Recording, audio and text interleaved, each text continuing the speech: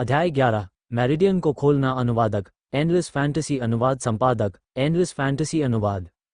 Jung Xiao अपनी कुर्सी पर बैठा हुआ अपने विचारों में खोया हुआ था। अगर उसकी ताकत कम न होती तो वह जिया रोंग को अपना नौकर नहीं बनाता। इसके अलावा आत्मा को भ्रमित करने वाली तकनीक का इस्तेमाल करने के बाद उसकी आत्मा की शक्ति को बहुत नुकसान पहुंचा था। दुर्भाग्यवश मेरे पुनर्जन्म के बाद मेरी आत्मा की शक्ति बहुत कमज़ोर हो गई थी, अन्यथा मैं एक साधारण प्रथम श्रेणी के कीमियागर से निपटने के लिए इतनी परेशानी नहीं उठाता। पुनर्जन्म के बाद उसकी आत्मा शक्ति एक साधारण प्रथम श्रेणी के कीमियागर जितनी भी मजबूत नहीं थी। अभी अभी उसने जिया रोंग को क्षण भर के लिए अचेत करने के लिए केवल एक आत्मा भ्रमित करने वाली रहस्यवादी कला का उपयोग किया था। अगर बाद वाला अपने होश में आता तो उसे निश्चित रूप से पता चलता कि कुछ गड़बड़ है, इसलिए उसने एक आत्मा साधना तकनीक निकाली और उसे दे दी। इसे आपको डंडे से मारना और फिर आपको रोटी देना कहा जाता था। अन्यथा चाहे आत्मा साधना तकनीक कितनी भी घटिया क्यों न हो, यह अभी भी अमूल्य थी और वह इसे कभी भी किसी को इतनी आसानी से नहीं देता। युंग सियाओ अपनी आंखें बंद करके क्रॉस लेग करके बैठ गया, जबकि उसके दिमाग में एक सुनहरी लिपि उभरने लगी। ये सब कुछ समझ से परे था, जो टैडपोल की तरह लग रहा था, जो उसके सिर में बार बार टिमटिमा रहा था और गायब हो रहा था। हालांकि उन्होंने इस पर कितना भी विचार किया, उनके दिमाग में पूरी स्क्रिप्ट नहीं आ सकी। उसकी आत्मा के जागने के बाद ये केवल समय की बात थी कि वह पीढ़ी के सबसे मजबूत पुरुषों में से एक बन जाए। लेकिन युंग सियाओ का लक्ष्य इससे कहीं अधिक था। वह अपने पिछले जीवन से परे एक अस्तित्व बनना चाहता था। वह पौराणिक क्षेत्र में एक सफलता हासिल करना चाहता था। अब उसका सबसे बड़ा भरोसा उसके पिछले जीवन की यादों या तानाशाह शरीर को शांत करने की तकनीक पर नहीं था, बल्कि एक आत्मा साधना तकनीक पर था जिसे उसने अपनी मृत्यु से ठीक पहले तियानडांग पहाड़ों में खोजा था। महान विस्तार दिव्य तकनीक। उसने इस आत्मा साधना तकनीक के बारे में कभी नहीं सुना था और इसकी विषय वस्तु उसकी कल्पना से परे थी। उसका मानना था कि उसकी आत्मा के पुनर्जन्म का कारण इसके साथ कुछ जुड़ा हुआ होगा। वास्तव में जब वह अपने पिछले जीवन की यादों को पुनः प्राप्त कर रहा था तो उसके मन में जो आवाज़ गूंजी वह इस दिव्य तकनीक का पाठ पढ़ रही थी। स्वर्गीय मार्शल महाद्वीप पर साधक मूल रूप से मार्शल साधक और कीमिया साधक में विभाजित थे। पूर्व मुख्य रूप से क्यूई की साधना पर ध्यान केंद्रित करते थे, जबकि उनमें से कुछ मांस की साधना में विशेषज्ञ थे। तथाकथित सामान्य योद्धा उत्तरार्ध मुख्य रूप से आत्मा की साधना पर ध्यान केंद्रित करते थे और वे वास्तव में कीमियागर थे। तीनों में से प्रत्येक क्रमशः एक इंसान की आत्मा, ऊर्जा और आत्मा के अनुरूप थे और कोई फर्क नहीं पड़ता कि कौन सा शिखर पर पहुंचा। एक व्यक्ति एक शक्तिशाली व्यक्ति बन सकता था जिसने पूरे महाद्वीप को हिला दिया, लेकिन एक मार्शल साधक के रूप में जिसने पहले से ही अपनी ऊर्जा और आत्मा को संप्रभु के स्तर तक विकसित किया था। युंग सियाओ तीनों के बीच पूरकता के महत्व को बहुत अच्छी तरह से जानता था। दुनिया के सभी कुछ सबसे मजबूत सम्मानित मार्शल संप्रभुओं ने 3 में से 2 को शिखर तक विकसित किया था, जिसने उन्हें अन्य अस्तित्वों की तुलना में कहीं अधिक मजबूत बना दिया था। 9 स्वर्ग क्षेत्र के शिखर पर फंसने के बाद ही उसे एहसास हुआ कि कैसे उसके शरीर की ताकत ने उसे आगे की सफलताओं से रोका था, जिसने उसे तानाशाह शरीर टैंपरिंग तकनीक पर अपना हाथ आजमाने के लिए प्रेरित किया। जब शरीर, क्यूई और आत्मा एक ही समय में शिखर पर पहुंच गए, तभी वह पौराणिक 10 दुनिया क्षेत्र की ओर बढ़ सका। अब जब मेरे पास महान विस्तार दिव्य तकनीक है तो मैं निश्चित रूप से अपनी आत्मा शक्ति को संप्रभु क्षेत्र के शिखर तक विकसित करने में सक्षम हो जाऊंगा। तानाशाह की बॉडी टैंपरिंग तकनीक के साथ मिलकर जब तीनों एक हो जाते हैं तो मैं 10 दुनिया के दिव्य क्षेत्र में सफलता प्राप्त कर सकता हूं और अजेय बन सकता हूं। उसकी आंखों में चमकती हुई एक चमकदार रोशनी की किरण दिखाई दी, जैसे वो अंतरिक्ष की परतों के पार असीम शून्यता के अंत को देख रहा हो। मैं इस 5 रंग दिव्य वायु पत्थर के टुकड़े के साथ कम से कम 13 दिव्य सुइयों को तैयार कर सकता हूं, जो मेरे वर्तमान शरीर की क्षमता को जगाने और मुझे मेरे मेरिडियन को खोलने की अनुमति देने के लिए पर्याप्त है। वह शांत हो गया और महान विस्तार दिव्य तकनीक का प्रसार करने लगा। उसकी क्षतिग्रस्त आत्मा शक्ति भयानक गति से ठीक हो रही थी और जल्द ही यह एक प्रशिक्षु कीमियागर के चरम स्तर पर पहुंच गई। हालांकि यह प्रथम श्रेणी के कीमियागर के स्तर से थोड़ा कम है, लेकिन मेरे लिए दिव्य सुइयों को गढ़ने और औषधि तैयार करने के लिए ये पर्याप्त है। Ads by pub future. जब उसने हान बाई और चेन जेन को सुरक्षित स्थान पर रख दिया तो वह प्रशिक्षण कक्ष की ओर चला गया। एकल शयनगृह से सुसज्जित प्रशिक्षण कक्ष अत्यंत कठोर हीरे की चट्टान से निर्मित किया गया था, जिसे न केवल साधारण योद्धाओं द्वारा नष्ट करना कठिन था, बल्कि इसमें उत्कृष्ट ध्वनिरोधी प्रभाव भी था। जिया रोंग द्वारा दी गई सामग्री से युंग सियाओ ने बैंगनी सोने की रेत नामक एक घटक निकाला, इसे दोनों हाथों से पाउडर के रूप में थपथपाया और इसका उपयोग जमीन पर पंचकोण के आकार की एक सरणी बनाने के लिए किया। जब उसने ये काम पूरा कर लिया तो सरणी से एक अजीब शक्ति निकलने लगी। उसके बाद उसने 5 रंगों वाला दिव्य वायु पत्थर जमीन पर रख दिया, फिर काली तलवार निकाली और पूरी ताकत से उस पर वार किया। एक धमाके के साथ पत्थर अनगिनत छोटे छोटे टुकड़ों में बिखर गया। उसके माथे पर सुनहरी रोशनी की एक किरण चमकी। उसके बाद अदृश्य आत्मिक शक्ति की एक धारा बाहर निकली, जिसने पत्थर के सभी छोटे छोटे टुकड़ों को लपेट लिया और उन्हें सरनी के ऊपर ले आए। जैसे कि सरनी के बल द्वारा खींचा गया हो, पत्थर के वे छोटे टुकड़े धीरे धीरे हिलने लगे और समय के साथ आवृत्ति अधिक से अधिक होती गई। युंग सियाओ ने अपनी आत्मा की शक्ति से उनकी लय को सावधानीपूर्वक नियंत्रित किया, जिससे वे एक निश्चित तरीके से कूद सके। अगर कोई यहाँ होता और पूरी प्रक्रिया देखता तो वह हैरान रह जाता। युंग सियाओ अपनी सरनी बनाने, पत्थर को परिष्कृत करने और आत्मा की शक्ति का उपयोग करने में औसत कीमियागरों से इतना अलग था कि यह सब समझ से परे था। पिछले जीवन के समृद्ध अनुभव ने उसकी कमजोरी की भरपाई कर दी थी। एक ऐसी चीज जो सिर्फ एक प्रथम श्रेणी का कीमियागर ही बना सकता था, उसने एक वरिष्ठ प्रशिक्षु कीमियागर की ताकत से कर दिखाया। दिव्य पत्थर के छोटे छोटे टुकड़े तली हुई फलियों की तरह चटकने लगे और जल्द ही पिघलकर एक चिपचिपे रूप में बदल गए। जब उसमें से बड़ी मात्रा में सफ़ेद धूल बाहर निकली तो तरल का रंग और भी चमकीला और आकर्षक हो गया। उन्होंने वास्तव में शुद्धिकरण के चरण को सीधे शोधन प्रक्रिया में शामिल कर लिया था। अगर यह बात अल्केमिस्ट एसोसिएशन के लोगों ने देखी होती तो वे निश्चित रूप से दंग रह जाते। संक्षिप्त करें, युंग सियाओ ने धीमे से एक शब्द बोला और हल्के से अपनी तर्जनी उंगली को अपने सामने खाली जगह की ओर इशारा किया। शब्द और इशारे पर सरनी पर निकाला गया ऊर्जा सार तुरंत 13 छोटी सुइयों में संघनित हो गया। उनकी सतह रंगीन प्रकाश को प्रतिबिंबित करती थी, जिससे वे बेहद खूबसूरत लग रहे थे। 13 चमचमाती सुइयां धीरे से उसके हाथ में आ गिरीं। हालांकि उसने उन्हें देखने की जहमत नहीं उठाई और उन्हें सीधे अपनी अंगूठी में डाल दिया। इसके बाद मैं अस्थि मज्जा और शिरोबिंदु को साफ करने वाला औषधि बनाना शुरू करूंगी। उसने अलग अलग आकार और ऊंचाई के 1 दर्जन से ज्यादा कांच के बर्तन निकाले और उन्हें जमीन पर एक कतार में रख दिया। फिर उसने अपने स्टोरेज बैग से एक बड़ी बोतल में लाल तीखा तरल पदार्थ निकाला और उसे हर बर्तन में डाला। ये किसी राक्षस जानवर का खून था। ये सब करने के बाद युंग सियाओ ने एक तेज सांस ली और अपनी आंखों में चमक के साथ अपने स्टोरेज बैग से विभिन्न सामग्रियों को जल्दी से बाहर निकाला, उन्हें अलग अलग बर्तनों में रखा। जल्द ही प्रत्येक बर्तन में अलग अलग प्रतिक्रियाएं दिखाई देने लगीं। विभिन्न बर्तनों से विभिन्न गैसें निकलीं और अंदर का तरल रंग बिरंगे बुलबुलों के साथ उबलने लगा। युंग सियाओ ने अपनी आत्मा की शक्ति को फैलाया, सभी प्रतिक्रियाओं की प्रक्रिया को अपनी दिव्य इंद्रिय की निगरानी में रखा। वह लगातार विभिन्न बर्तनों में सामग्री डाल रहा था ताकि तीव्र प्रतिक्रिया का प्रतिकार किया जा सके। धमाका धमाका धमाका, एड्स बाय पब फ्यूचर विस्फोटों की आवाज़ लगातार गूंजती रही। हिंसक प्रतिक्रियाओं को झेलने में असमर्थ जहाज अंततः टूटकर बिखर गए, जिससे तरल पदार्थ की रंगीन धाराएं हवा में फव्वारे की तरह बहने लगीं। आना, उसके हाथ की एक लहर से एक सुंदर क्रिस्टल का बर्तन कहीं से प्रकट हुआ और हवा में नाचने लगा। फिर तरल की कुल 9 धाराएं उसमें सटीक रूप से गिरीं। इसके बाद उसने बर्तन को पकड़ा और उसे हिलाना शुरू कर दिया। अलग अलग रंगों के 9 तरल पदार्थ जल्दी से एक साथ मिलकर एक गहरे हरे रंग का घोल बनाते हैं जो बर्तन में चुपचाप घूमता रहता है। पूरी प्रक्रिया करीब 1 घंटे तक चली। अपनी आत्मा शक्ति के अत्यधिक उपभोग के कारण युंग सियाओ का चेहरा और माथा पसीने की मोटी परत से ढका हुआ था और उसका पूरा शरीर भी पसीने से लथपथ था, जिसकी बड़ी बड़ी बूंदें लगातार जमीन पर टपक रही थीं। ओह, उसने एक लंबी सांस छोड़ी और हौंफने लगा। हा, ऐसा लगता है कि मैं अभी भी बहुत अच्छी हालत में हूँ। आखिरकार मैं सफल हो गया। क्रिस्टल के बर्तन में हरा घोल शांत दिख रहा था, लेकिन युंग सियाओ को उसके भीतर एक बहुत शक्तिशाली शक्ति का एहसास हो रहा था। उसके पास आराम करने का समय नहीं था, क्योंकि वह समाधान के प्रभाव को जानने के लिए उत्सुक था। वह जल्दी से उबलते पानी की एक बड़ी बाल्टी लाया और धीरे धीरे गहरे हरे रंग का तरल उसमें डाला। ब्लब ब्लब, हवा में उबलने की तेज आवाज गूंज रही थी और पानी का तापमान एकाएक सैकड़ों डिग्री बढ़ गया था। बाल्टी से बहुत ज्यादा पानी की भाप उठी, जिससे पलक झपकते ही पूरा कमरा हल्के हरे रंग में बदल गया और सबकी आंखें धुंधली हो गईं। युंग सियाओ का शरीर धुंध में खड़े होने से थोड़ा गर्म होने लगा, जबकि उसकी त्वचा में बहुत अधिक गर्मी धीरे धीरे रिस रही थी। उसने 5 रंगों वाली दिव्य वायु सुइयां निकालीं और उन्हें सावधानी से अपने शरीर में डाला।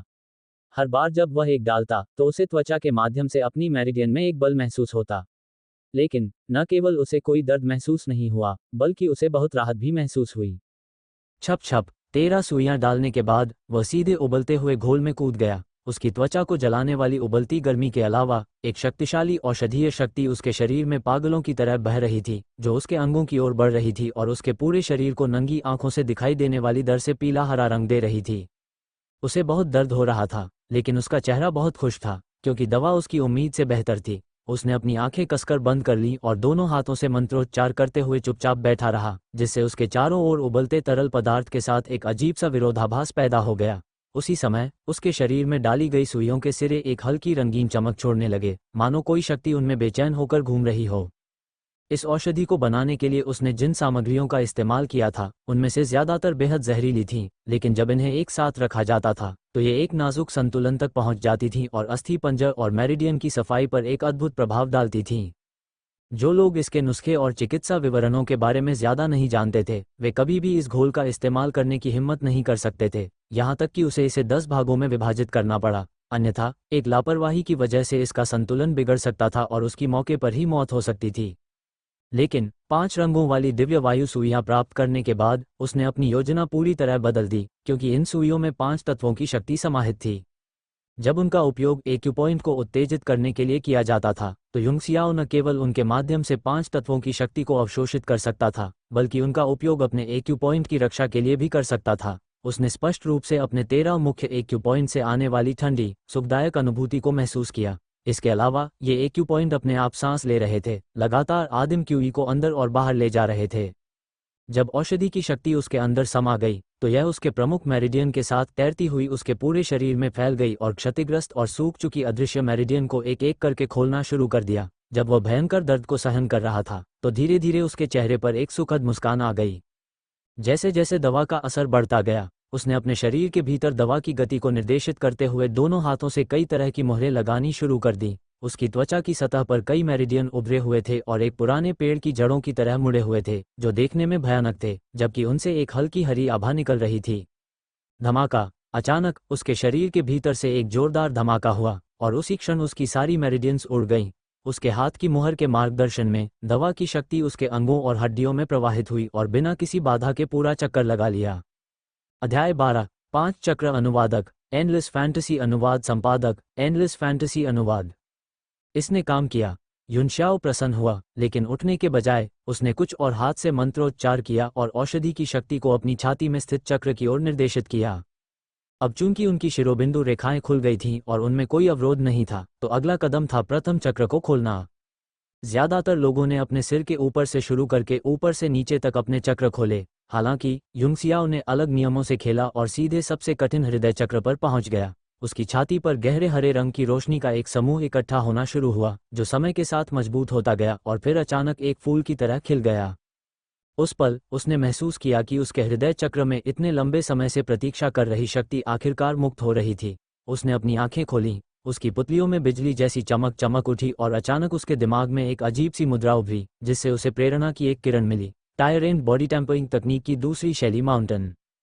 हथेलियां जोड़कर वह एक झटके में औषधीय द्रव में पहाड़ की तरह डूब गया। उसके चारों ओर उबलता हुआ काढ़ा किसी शक्ति द्वारा खींचा हुआ प्रतीत हो रहा था और घूमने लगा, जबकि उसकी छाती में हृदय चक्र की रोशनी भंवर की आंख बन गई, जो शक्ति की धाराओं को खींच रही थी।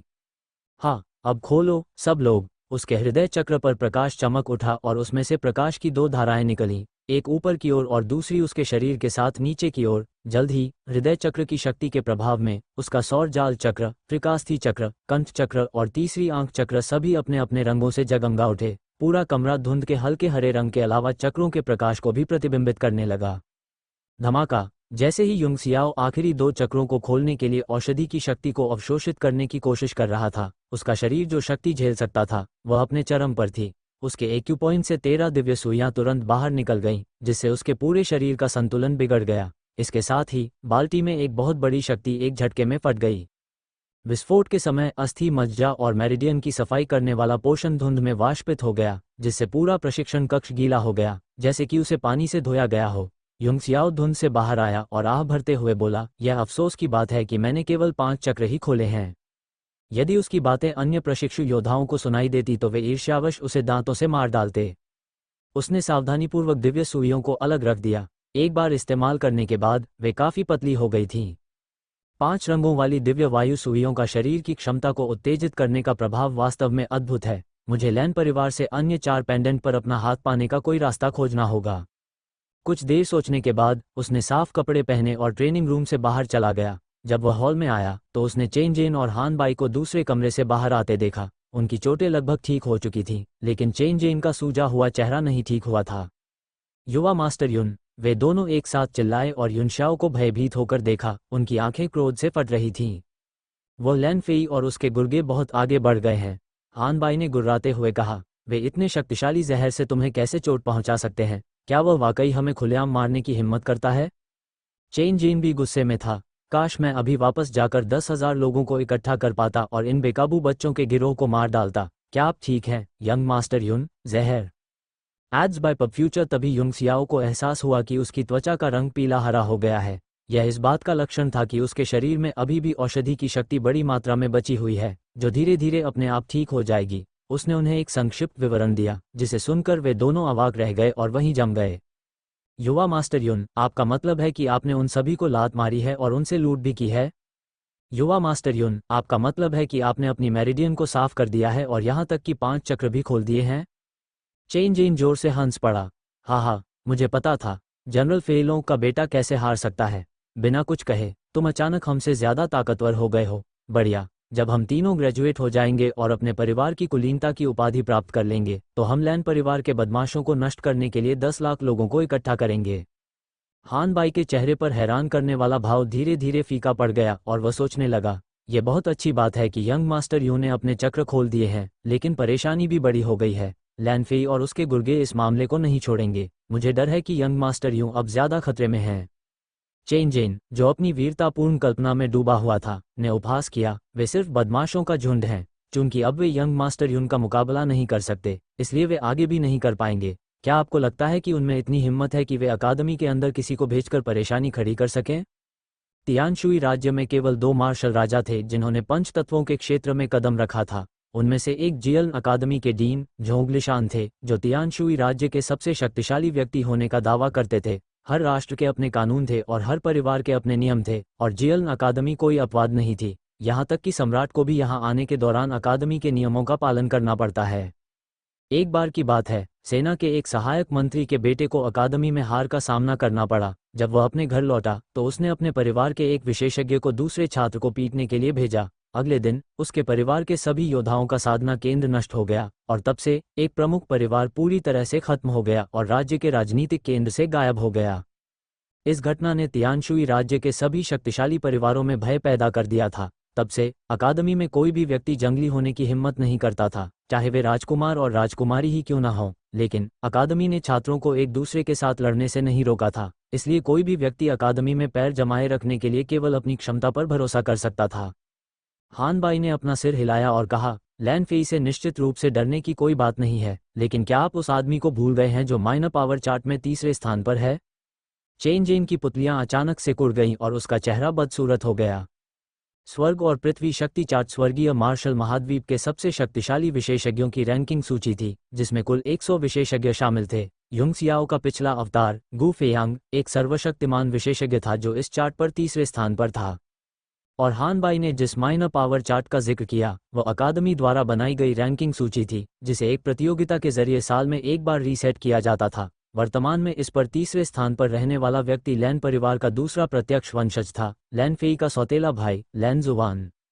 लैन जुवान एक छात्र है जो इस साल स्नातक होगा, हान बाई ने कड़वी मुस्कान के साथ कहा। वह बहुत मजबूत है और कहा जाता है कि उसने 2 बलों के दायरे को तोड़ने की कोशिश शुरू कर दी है। इसके अलावा वह जुवान गिरोह का नेता है, इसलिए भले ही वह स्नातक हो और अकादमी छोड़ दे, गिरोह के विशेषज्ञ अभी भी उसके आदेशों का पालन करेंगे। चेन जेन को भी चिंता होने लगी। क्या वह मार्शल मास्टर बनने जा रहा है?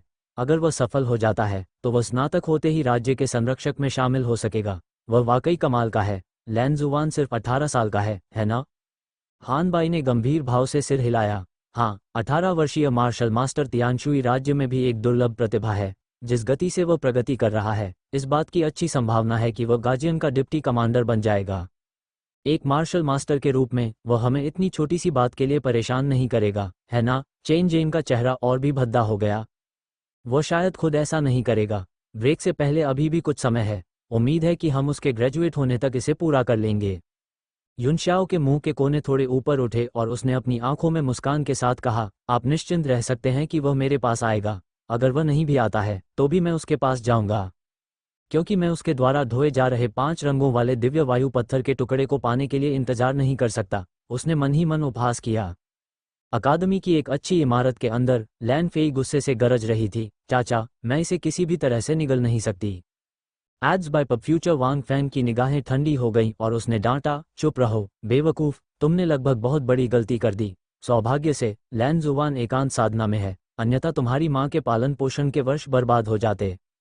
लैन फेई चौंक गया, लेकिन फिर उसने तुरंत अविश्वास के साथ कहा, यह इतना गंभीर नहीं हो सकता, है ना? मैं बस इतना चाहता हूं कि भाई जुवान मुझे उस कूड़े के टुकड़े को सबक सिखाने में मदद करे ताकि मैं अपना गुस्सा निकाल सकूं। तुम्हारा गुस्सा निकालने में मदद करने के लिए हम? वांग फैंग की आंखों में मजाक की चमक थी और वह उपहास करते हुए बोला, और तुम अभी भी उसे भाई जुवान कहते हो?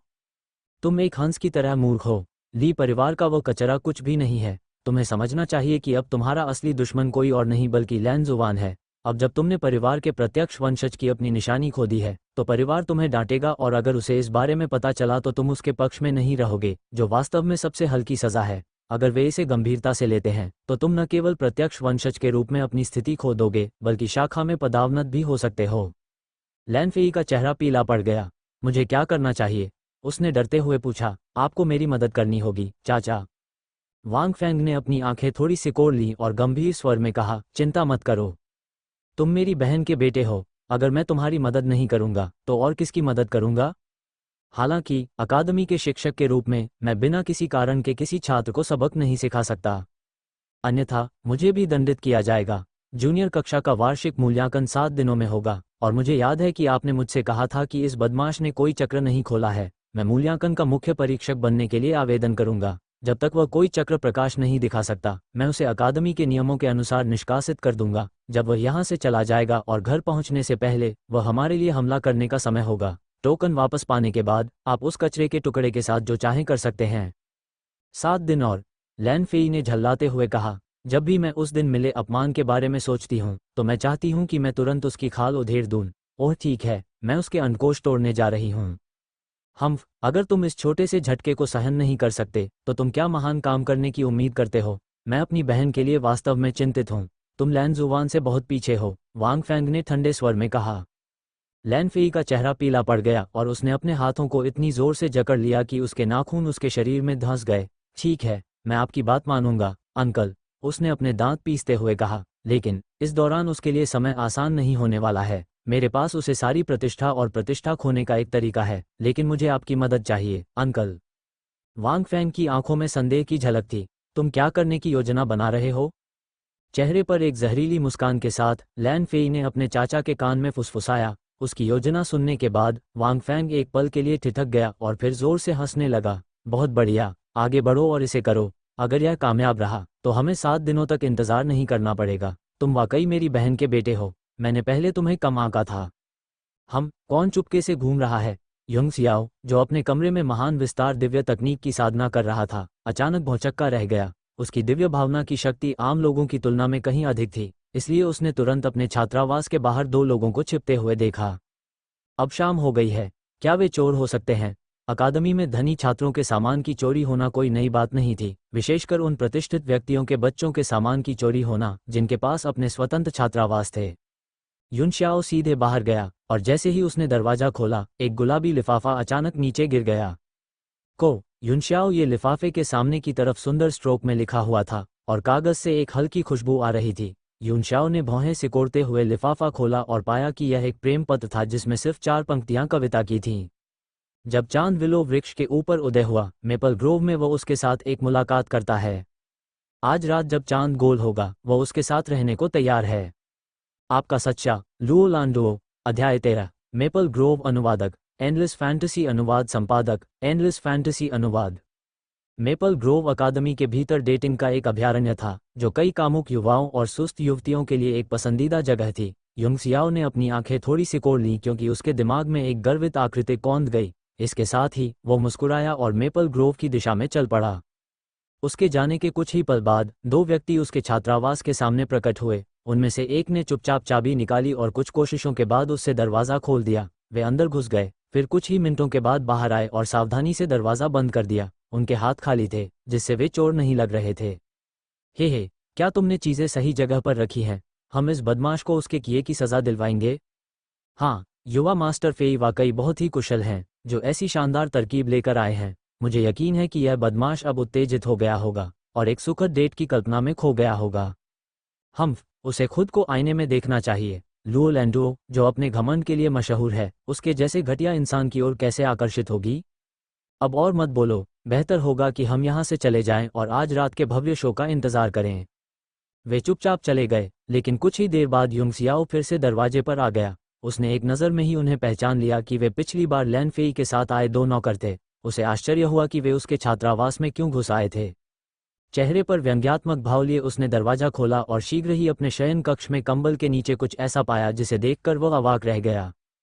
उसके बिस्तर में रंग बिरंगे और सुगंधित महिलाओं के अधोवस्त्र और जांघिया का ढेर लगा हुआ था।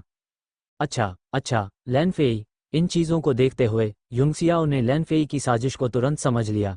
चूंकि तुम गंदा खेलना चाहती हो, उसने ठंडे स्वर में कहा, मैं तुम्हारे साथ खेलूंगा। उसकी आंखें चमक उठीं और वह तेजी से कमरे से गायब हो गया। 1 घंटे बाद युनशाओ की आकृति मेपल ग्रोव की ओर तेजी से बढ़ती देखी जा सकती थी। सैकड़ों एकड़ के क्षेत्र में फैला मेपल ग्रोव जियलन अकादमी के सबसे खूबसूरत परिदृश्यों में से एक था। दिन के समय ये कई छात्रों के लिए एक खेती का स्थान था, लेकिन रात में यह मुलाकातों के लिए एक अभयारण्य बन गया। खासकर इस अमावस्या, हवा और ठंडे मौसम में हर कोई एक ही छात्रावास में रहने का जोखिम नहीं उठा सकता था। वास्तव में अधिकांश छात्र अपने छात्रावासों को 4 या 8 छात्रों के साथ साझा करते थे, इसलिए मेपल ग्रोव उनका अभयारण्य बन गया था। जैसे ही युंगसियाओ अंदर गया, उसने पाया कि 30 से ज्यादा जोड़े पुरुष और महिलाएं अपनी दिव्य इंद्रियों से घिरे क्षेत्र में अपने गले से बमुश्किल सुनाई देने वाली आवाजें निकाल रहे थे। उनमें से कुछ, जो प्रलोभन का विरोध करने में असमर्थ थे, अंधेरे की आड़ में संभोग कर रहे थे और उसके कानों में तरह तरह की कामुक आवाजें भर रहे थे। आह, मदद मदद। तभी मदद के लिए एक हल्की सी चीख सुनाई दी। आवाज बहुत तेज नहीं थी, लेकिन इतनी तेज थी कि युनशियाओ के कानों तक पहुंच सके। चांदनी रात में घूंघट ओढ़े एक युवा लड़की जंगल से बाहर निकली। उसका चेहरा डर से भरा हुआ था। उसके कपड़े फटे हुए थे, जिससे उसकी गोरी त्वचा दिख रही थी, जो उसे विशेष रूप से आकर्षक बना रही थी। उसके सुंदर चेहरे पर डर किसी के भी दिल में दया और स्नेह भर सकता था। Ads by pub future. बस करो, तुम छोटी कुतिया, ये तुम्हारा सौभाग्य है कि तुम्हें मैंने चुना है। एक खूबसूरत कपड़े पहने आदमी उसके पीछे से आया। उसका चेहरा क्रोध और क्रूरता से भरा हुआ था और उसने उसे पकड़ने के लिए अपना हाथ बढ़ाया। मेरी मदद करो, सीनियर। जब लड़की ने युंगसियाओ को देखा तो उसे ऐसा लगा जैसे उसने किसी उद्धारकर्ता को देखा हो और उसका चेहरा खुशी से भरा हुआ था। वह जल्दी से उसके पास गई और खुद को उसके सामने फेंकने का इरादा दिखाया। वूश! एक तलवार शून्य में चमकती हुई युंगसियाओ के हाथ में आ गिरी, जिसकी नोक लड़की के गले की ओर इशारा कर रही थी। अगर तुम मरना नहीं चाहते तो रुक जाओ, उसके मुंह से एक ठंडी आवाज निकली। लड़की हैरान रह गई, जाहिर तौर पर युंगसियाओ की प्रतिक्रिया से हैरान थी, लेकिन वह जल्दी से अपने होश में आई और चिंतित होकर बोली, मेरी मदद करो, सीनियर। कोई चाहता है, कोई चाहता है, कोई मेरा यौन शोषण करना चाहता है।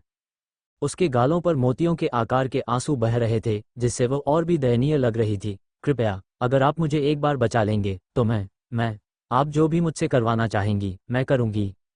ऐसा दृश्य देखकर कोई भी युवक उसे बचाने के लिए गिर जाएगा, लेकिन युंगसियाओ के चेहरे पर हमेशा की तरह उदासीनता थी। चांदनी में वह भावहीन था। उसने अपनी आंखें थोड़ी बंद कर लीं, जबकि उसकी तलवार की नोक अभी भी लड़की के गले पर लगी हुई थी। उसका दिल पत्थर की तरह सख्त था।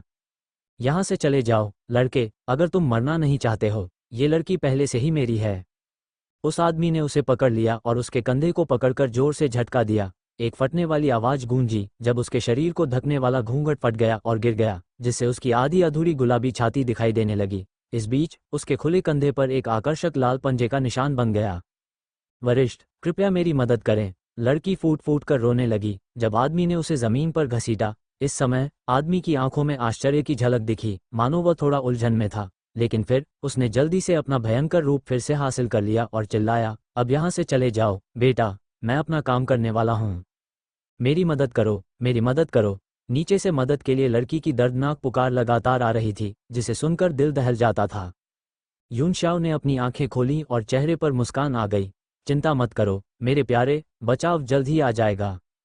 ये सुनते ही लड़की की आंखों में खुशी की एक झलक दिखाई दी और वह जल्दी से अपने पैरों पर खड़ी हुई और सीधे युंगसियाओ के पास पहुंची, बिना अपनी खुली गोरी त्वचा को धनके। आदमी की आंखों में भी खुशी के भाव थे, लेकिन वह फिर भी उग्र होने का दिखावा कर रहा था। लड़के, तुमने इस लड़की को मुझसे छीनने की हिम्मत कैसे की? क्या तुम जानते हो कि मैं कौन हूँ? मैं लियू यितियन हूँ, लियू सिकी का बेटा, जो इंपीरियल गार्ड का कमांडर है। ओह, तो आप लियू यितियन हैं। युनशाओ अचानक मुड़ी और लड़की को देखकर मुस्कुराई। मैं जिस बचाव का उल्लेख कर रही हूँ वह मैं नहीं, बल्कि वे हैं। हम उनको। लड़की और आदमी दोनों हैरान रह गए। अचानक लोगों का एक समूह जंगल से बाहर निकला और उन तीनों को घेर लिया। लियू यितियन, समूह के नेता चेन जेन ने दहाड़ते हुए कहा, तुम इतनी भयानक बात कैसे कर सकते हो? शिक्षक फैंग, आपने देखा कि अभी क्या हुआ? ये बदमाश एक जानवर है। जब 1 दर्जन लोगों का समूह दिखाई दिया तो लियू यितियन को पता था कि उसे कष्ट सहना पड़ेगा। इसके अलावा जब उसने चेन जेन को टीचर फैंग कहते सुना तो वह डर से कांप उठा और उसे लगा कि उसके पैरों में ताकत खत्म हो गई है।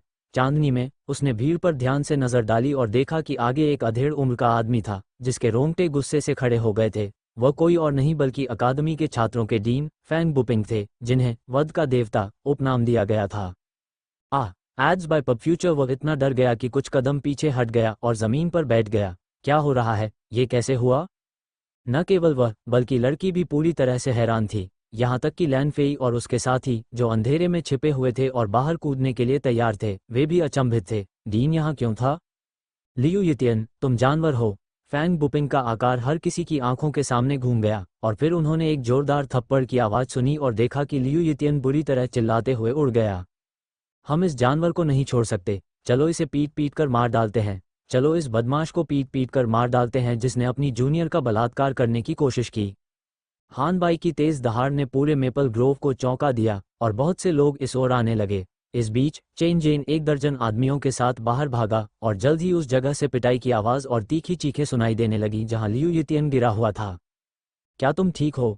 फैंग बुपिंग ने लड़की से पूछा। तुम्हारा नाम क्या है? तुम इस जानवर के साथ क्यों थी? लड़की पूरी तरह से अवाक रह गई और उसे समझ में नहीं आया कि क्या जवाब दे। मेरा नाम मेंग वू है। मैं डरो मत मेरी प्यारी। देखो, तुम डर के मारे पूरे शरीर पर पसीना बहा रही हो। युंग सियाओ मुस्कुराया और मेंग वू को अपनी बाहों में ले लिया। मेरे यहाँ होने से कोई भी तुम्हें परेशान नहीं कर सकता। उसने एक हाथ से उसकी पतली कमर को कसकर पकड़ लिया, जिससे वह चाहे कितनी भी कोशिश कर ले बच नहीं सकती थी, जबकि दूसरा हाथ उसके शरीर पर बेतहाशा दौड़ा रहा था। जैसे ही उसके कपड़े पहने गए, उसका हाथ जल्दी ही अंदर चला गया और उसकी नाजुक छाती को रगड़ने और चुटकी लेने लगा। यू मेंग वू घबरा गई और उसका चेहरा शर्मिंदगी से लाल हो गया। जैसे ही उसे युंग सियाओ की बाहों में खींचा गया, उसके शरीर ने फैंग बुपिंग के दृश्य को अवरुद्ध कर दिया था। इसके अलावा चूंकि वह चिल्लाने की हिम्मत नहीं कर पाई, इसलिए वह केवल हताश होकर संघर्ष कर सकती थी। लेकिन युंग सियाओ की ताकत इतनी महान थी कि चाहे वह कितनी भी कोशिश कर ले, वह भागने में असमर्थ थी। वह अब और सहन नहीं कर सकी और रोने लगी, लेकिन इस बार यह वास्तविक था और वह पूरी तरह से कांप रही थी। फैंग बुपिंग ने सोचा कि वह मानसिक आघात से पीड़ित है, इसलिए उसने उसे प्यार से सांत्वना दी। डरो मत, मैं निश्चित रूप से आपकी शिकायत का निवारण करूंगा। सौभाग्य से युनशियाओ ने समय पर मुझे सूचित करने के लिए किसी को भेजा, अन्यथा परिणाम अकल्पनीय होते। युनशियाओ, तुम यहाँ मेंग वू का ख्याल रखना। मैं जाकर उस जानवर को देखूंगा। वहाँ कोई आवाज़ क्यों नहीं आ रही है? उसे उन लोगों ने नहीं मारा होगा, है ना? युंग सियाओ, जो एक हाथ से चिकनी कोमल छाती का आनंद ले रही थी, मुस्कुराई और बोली, आगे बढ़ो शिक्षक फैंग। मेंग वू अब अच्छे हाथों में है। मेंग वू कांप उठी और उसने अपने दिल में चिल्लाते हुए कहा, मत छोड़ो शिक्षक फैंग, मुझे यहाँ मत छोड़ो। लेकिन अजीब बात यह है कि वह बिल्कुल भी आवाज़ नहीं निकाल सकी और केवल रोती रही। फैंग बुपिंग ने सिर हिलाया और लियू यितियन की दिशा में चल पड़ा। दर्जनों लोग पहले से ही उस जगह को घेर चुके थे, सभी इशारा कर रहे थे और फुसफुसा रहे थे। मेंग वू अभी भी कुंवारी थी, इसलिए वह युंग सियाओ के हमले का सामना नहीं कर सकी। उसका दिमाग पूरी तरह से खाली था और वह कमज़ोर तरीके से उस पर झुकी हुई थी, उसे अपने शरीर के साथ खेलने दे रही थी। किसी तरह पहले उसके दिल में जो शर्म और आक्रोश भरा हुआ था, वह धीरे धीरे एक अजीब सी खुशी में बदल गया था, जिससे वह कराहने लगी थी। दूर ग्रोव में छिपे लैन फेई और उसके आदमी उलझन में थे। जाहिर है ली युनशियाओ इस सब के पीछे है, डूफैंग ने गुस्से में कहा। अब क्या बॉस? मेरा सुझाव है कि हम जल्दी से बाहर निकलें और यितियन को बचाएं, नहीं तो वह मारा जाएगा। मेरी गांड बचाओ। लैन फेई ने उसके सिर पर थप्पड़ मारा और गुर्राया, तुम दिमागहीन सुअर हो। अगर हम अभी बाहर निकलेंगे तो हम जाल में फंस जाएंगे। हम यितियन की बलि देने के अलावा कुछ नहीं कर सकते। वैसे भी फैंग बुपिंग यहाँ है तो वह मरने वाला नहीं है। उसकी आंखें लगभग आग की लपटों में बदल गई जब उसने दूसरे 2 आदमियों की ओर मुड़कर पूछा, क्या तुमने सब कुछ सही जगह पर रखा है? वे 2 किशोर थे जो युंग सियाओ के छात्रावास में घुसकर महिलाओं के अंडरवियर और अंडरपैंट छिपा कर ले गए थे। एक साथ सिर हिलाते हुए उन्होंने कहा, हाँ, हमने सब कुछ उसके कंबल के नीचे रख दिया है। आप हम पर भरोसा कर सकते हैं बॉस। लैन फेई की आंखों में एक गंभीर ठंडक चमक उठी। ली युनशियाओ, भले ही तुम इस बार बच गए हो, चलो देखते हैं कि तुम अगली बार कैसे निपटोगे। युनशियाओ ने लापरवाही से उस दिशा में देखा जहां लैन फेई गायब हो गई थी और उसके मुंह के कोनों में मुस्कुराहट आ गई। इस समय मेंग वू ने सारा प्रतिरोध छोड़ दिया था। उसका शरीर युंगसियाओ के रगड़ने और दबाने से जल रहा था, और जो बात उसे और भी शर्मिंदा कर रही थी वह ये थी कि वह अपने नीचे गीला महसूस कर रही थी। इससे उसकी इच्छा हुई कि वह अपना सिर दीवार से टकराकर खुद को मार ले। अध्याय 14। अंडरवियर चोर अनुवादक, एंडलेस फैंटेसी अनुवाद संपादक, एंडलेस फैंटेसी अनुवाद। इसे रोक, दूर से फैंग बुपिंग की आवाज आई। कुछ ही देर बाद लोगों का समूह वापस आ गया और हानबाई ने युंगसियाओ को एक सार्थक नज़र से देखा। ये देखकर कि हर कोई उसके पास आ रहा था, युंगसियाओ को लगा कि मेंग वू का फायदा उठाना उसके लिए अच्छा नहीं था। इसलिए उसने अनिच्छा से अपना हाथ बाहर निकाला और उसे उठाते हुए धीरे से कहा, डरो मत, अब सब ठीक है। वो बदमाश पूरी तरह से अपंग हो चुका है। मेंग वू इतनी गुस्से में थी कि उसका पूरा शरीर कांप रहा था, लेकिन उसके पास संघर्ष करने की कोई ताकत नहीं थी। इसके अलावा उनके आसपास बहुत सारे लोग थे, इसलिए वह केवल अपना सिर युंगसियाओ की छाती में दबा सकती थी। शर्म और नाराजगी महसूस कर रही थी। चेहरे पर क्रोध भरे भाव लिए फैंग बुपिंग लियू येतियन को अपनी बाहों में लेकर गंभीर स्वर में बोले, वो अपंग है।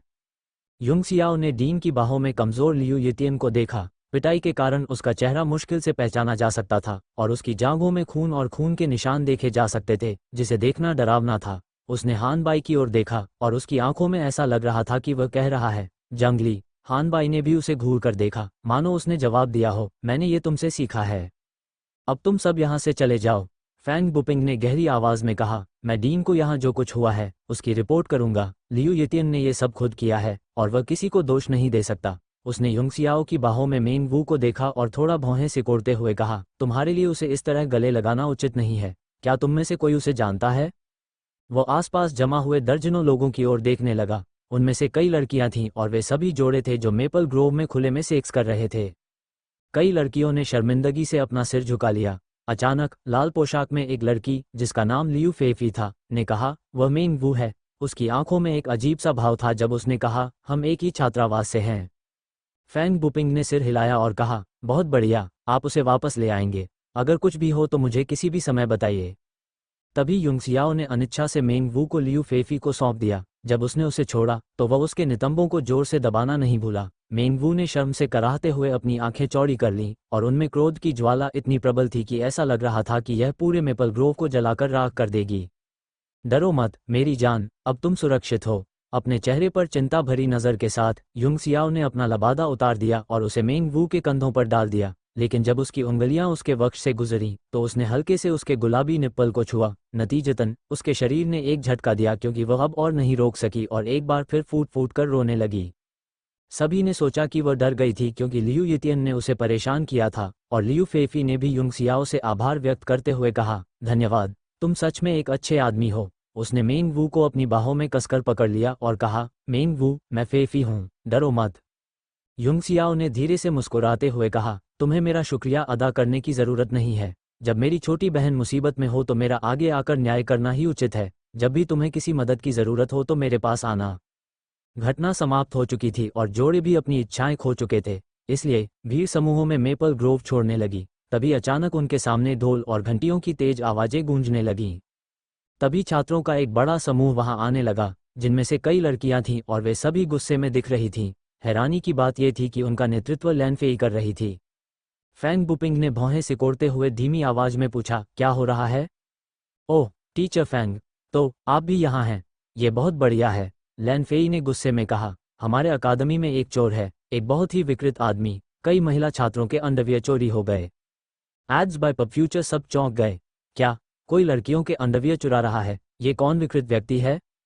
एक पल के लिए भीड़ में कोलाहल मच गया, क्योंकि उनके दिलों में गुस्सा भर गया था, खासकर उन लड़कियों में, और वे मैगपाई के झुंड की तरह डांटने लगीं। फैंग बुपिंग भौहें सिकोड़कर भीड़ की तरफ देख रहा था जब उसकी नज़र अचानक किसी पर पड़ी। राजकुमारी, तुम भी यहाँ हो? किनरुक्सू का चेहरा जल रहा था, उसकी आंखें गुस्से से भरी हुई थीं। मैंने भी कुछ खोया है। शिक्षक फैंग, आपको हमारे लिए उस दुष्ट चोर को पकड़ना होगा। किसी ने उस चोर को मेपल ग्रोव की दिशा में भागते देखा, लैन फेई ने ठंडे स्वर में कहा। उसके मुंह के कोनों में एक जहरीली मुस्कान की झलक दिखाई दी और फिर उसने अपनी आंखें युनशियाओ पर टिका दी। हा, ली युनशियाओ, तुम कूड़े के टुकड़े हो, तुम खत्म होने वाले हो। उसका मूड अतुलनीय रूप से प्रसन्न था। अचानक युनशियाओ ने उत्सुकता से पूछा, कई महिला छात्रों ने अपने अंडरवियर खो दिए हैं, लेकिन इसका आपसे क्या लेना देना है, लैन फेई? वह सही कह रहा है, इसका तुमसे क्या लेना देना है? सभी छात्राएं जब लैन फेई की ओर देखने लगीं तो उनके चेहरों पर उत्सुकता छा गई। एक प्रतिष्ठित परिवार का ये बेटा, जो आम दिनों में ठंडा, अलग थलग और घमंडी रहता था, अचानक इतना मददगार और उत्साहित क्यों हो गया, मानो उसे अभी अभी कोई प्रेरणा मिली हो। लैन फेई कुछ पल के लिए चुप हो गई। उसके पास कहने के लिए शब्द नहीं थे। मैं। उसकी कोहनी के पास खड़ा एक लड़का, जो जाहिर तौर पर अधिक चतुर था, जल्दी से बोला। मालिक अब और चुपचाप खड़ा होकर नहीं देख सकता था, इसलिए वह आगे आया और चोर को पकड़ने के लिए सभी का नेतृत्व किया। हाँ, मैं चोर को पकड़ने के लिए सभी को यहाँ लाया हूँ। किसी ने चोर को मेपल ग्रोव की दिशा में भागते हुए देखा था। लैन फेई ने अपने प्रभावशाली अंदाज को पुनः प्राप्त किया और गर्व से कहा, अकादमी के एक छात्र के रूप में मेरा ये दायित्व और जिम्मेदारी है। युनशाओ ने अचानक एहसास का चेहरा बनाया। ओह, मैं समझ गया। क्या तुम हमें बता सकते हो कि चोर को इस तरफ भागते हुए किसने देखा? यह मैं था। क्यों? चतुर लड़का तुरंत आगे बढ़ा। वो उन दो लोगों में से एक था जो युंगसियाओ के कमरे में घुस गए थे। मैं मेन कुन हूँ और मैंने इसे अपनी आंखों से देखा है। क्या तुम्हें कोई समस्या है?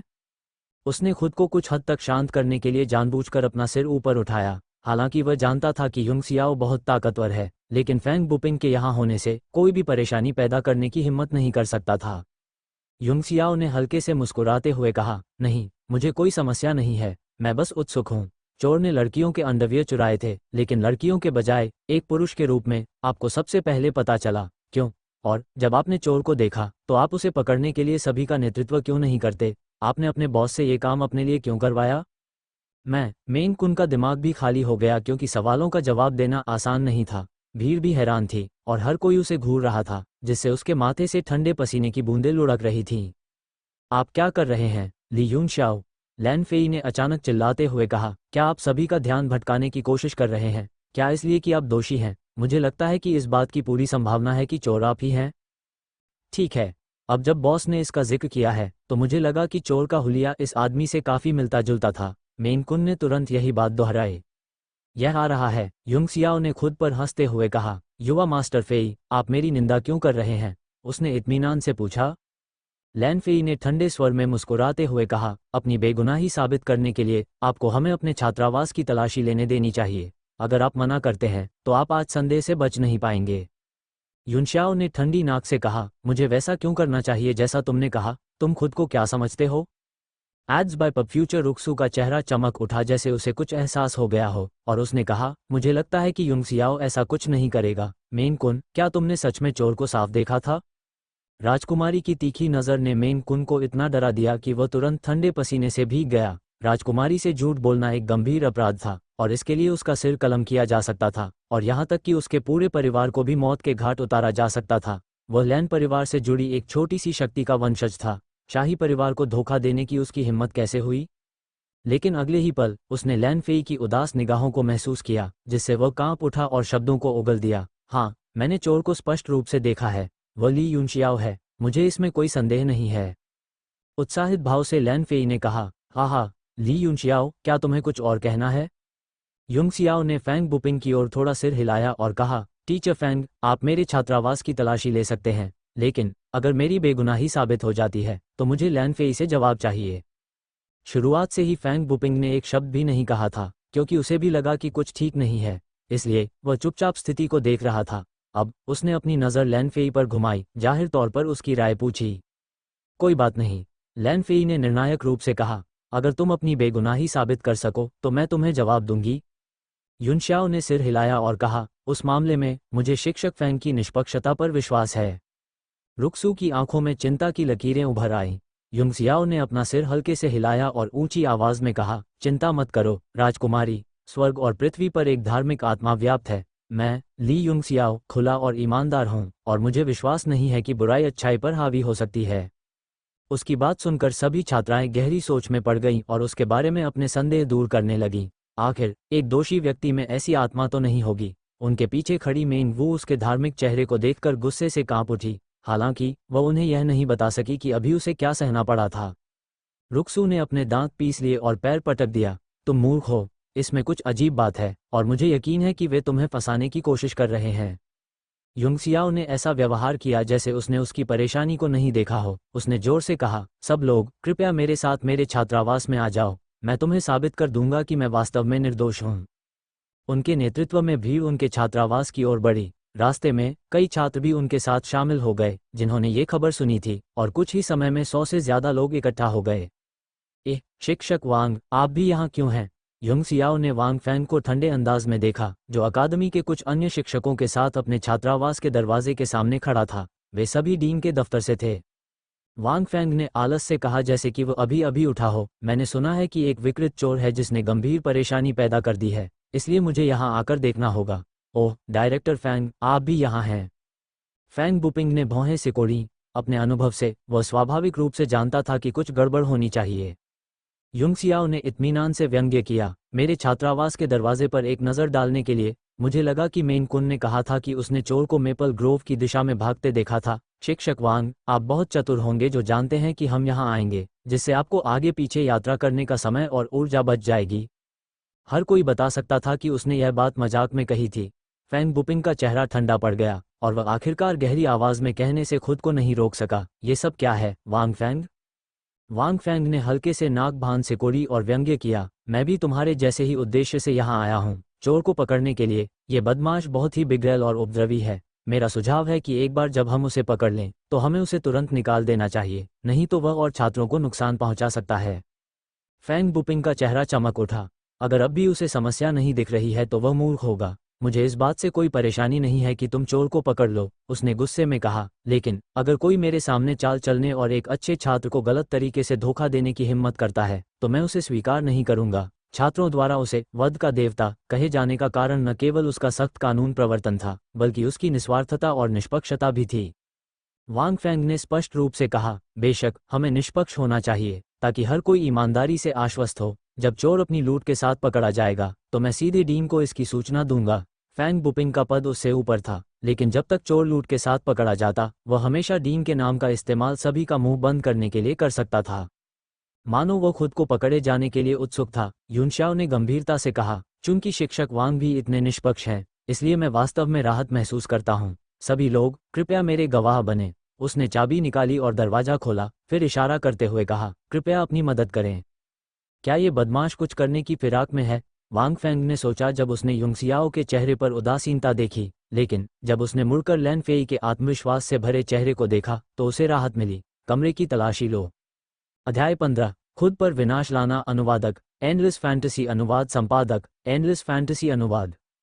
कई शिक्षक और कुछ छात्र तुरंत छात्रावास में भाग गए। युंगसियाओ फैंग बुपिंग के पीछे लिविंग रूम में चला गया। एक कुर्सी पर बैठा हुआ था और उसके चेहरे पर एक प्रसन्नता भरी नजर थी और वह लैन फेई को ठंडे नजर से देख रहा था। कुछ मिनट बाद लैन फेई को शांत बैठने में कठिनाई हो रही थी। उसने स्पष्ट रूप से कुछ छात्रों को बेडरूम में जाते देखा, लेकिन वे सभी खाली हाथ बाहर आए। क्या सुअर है?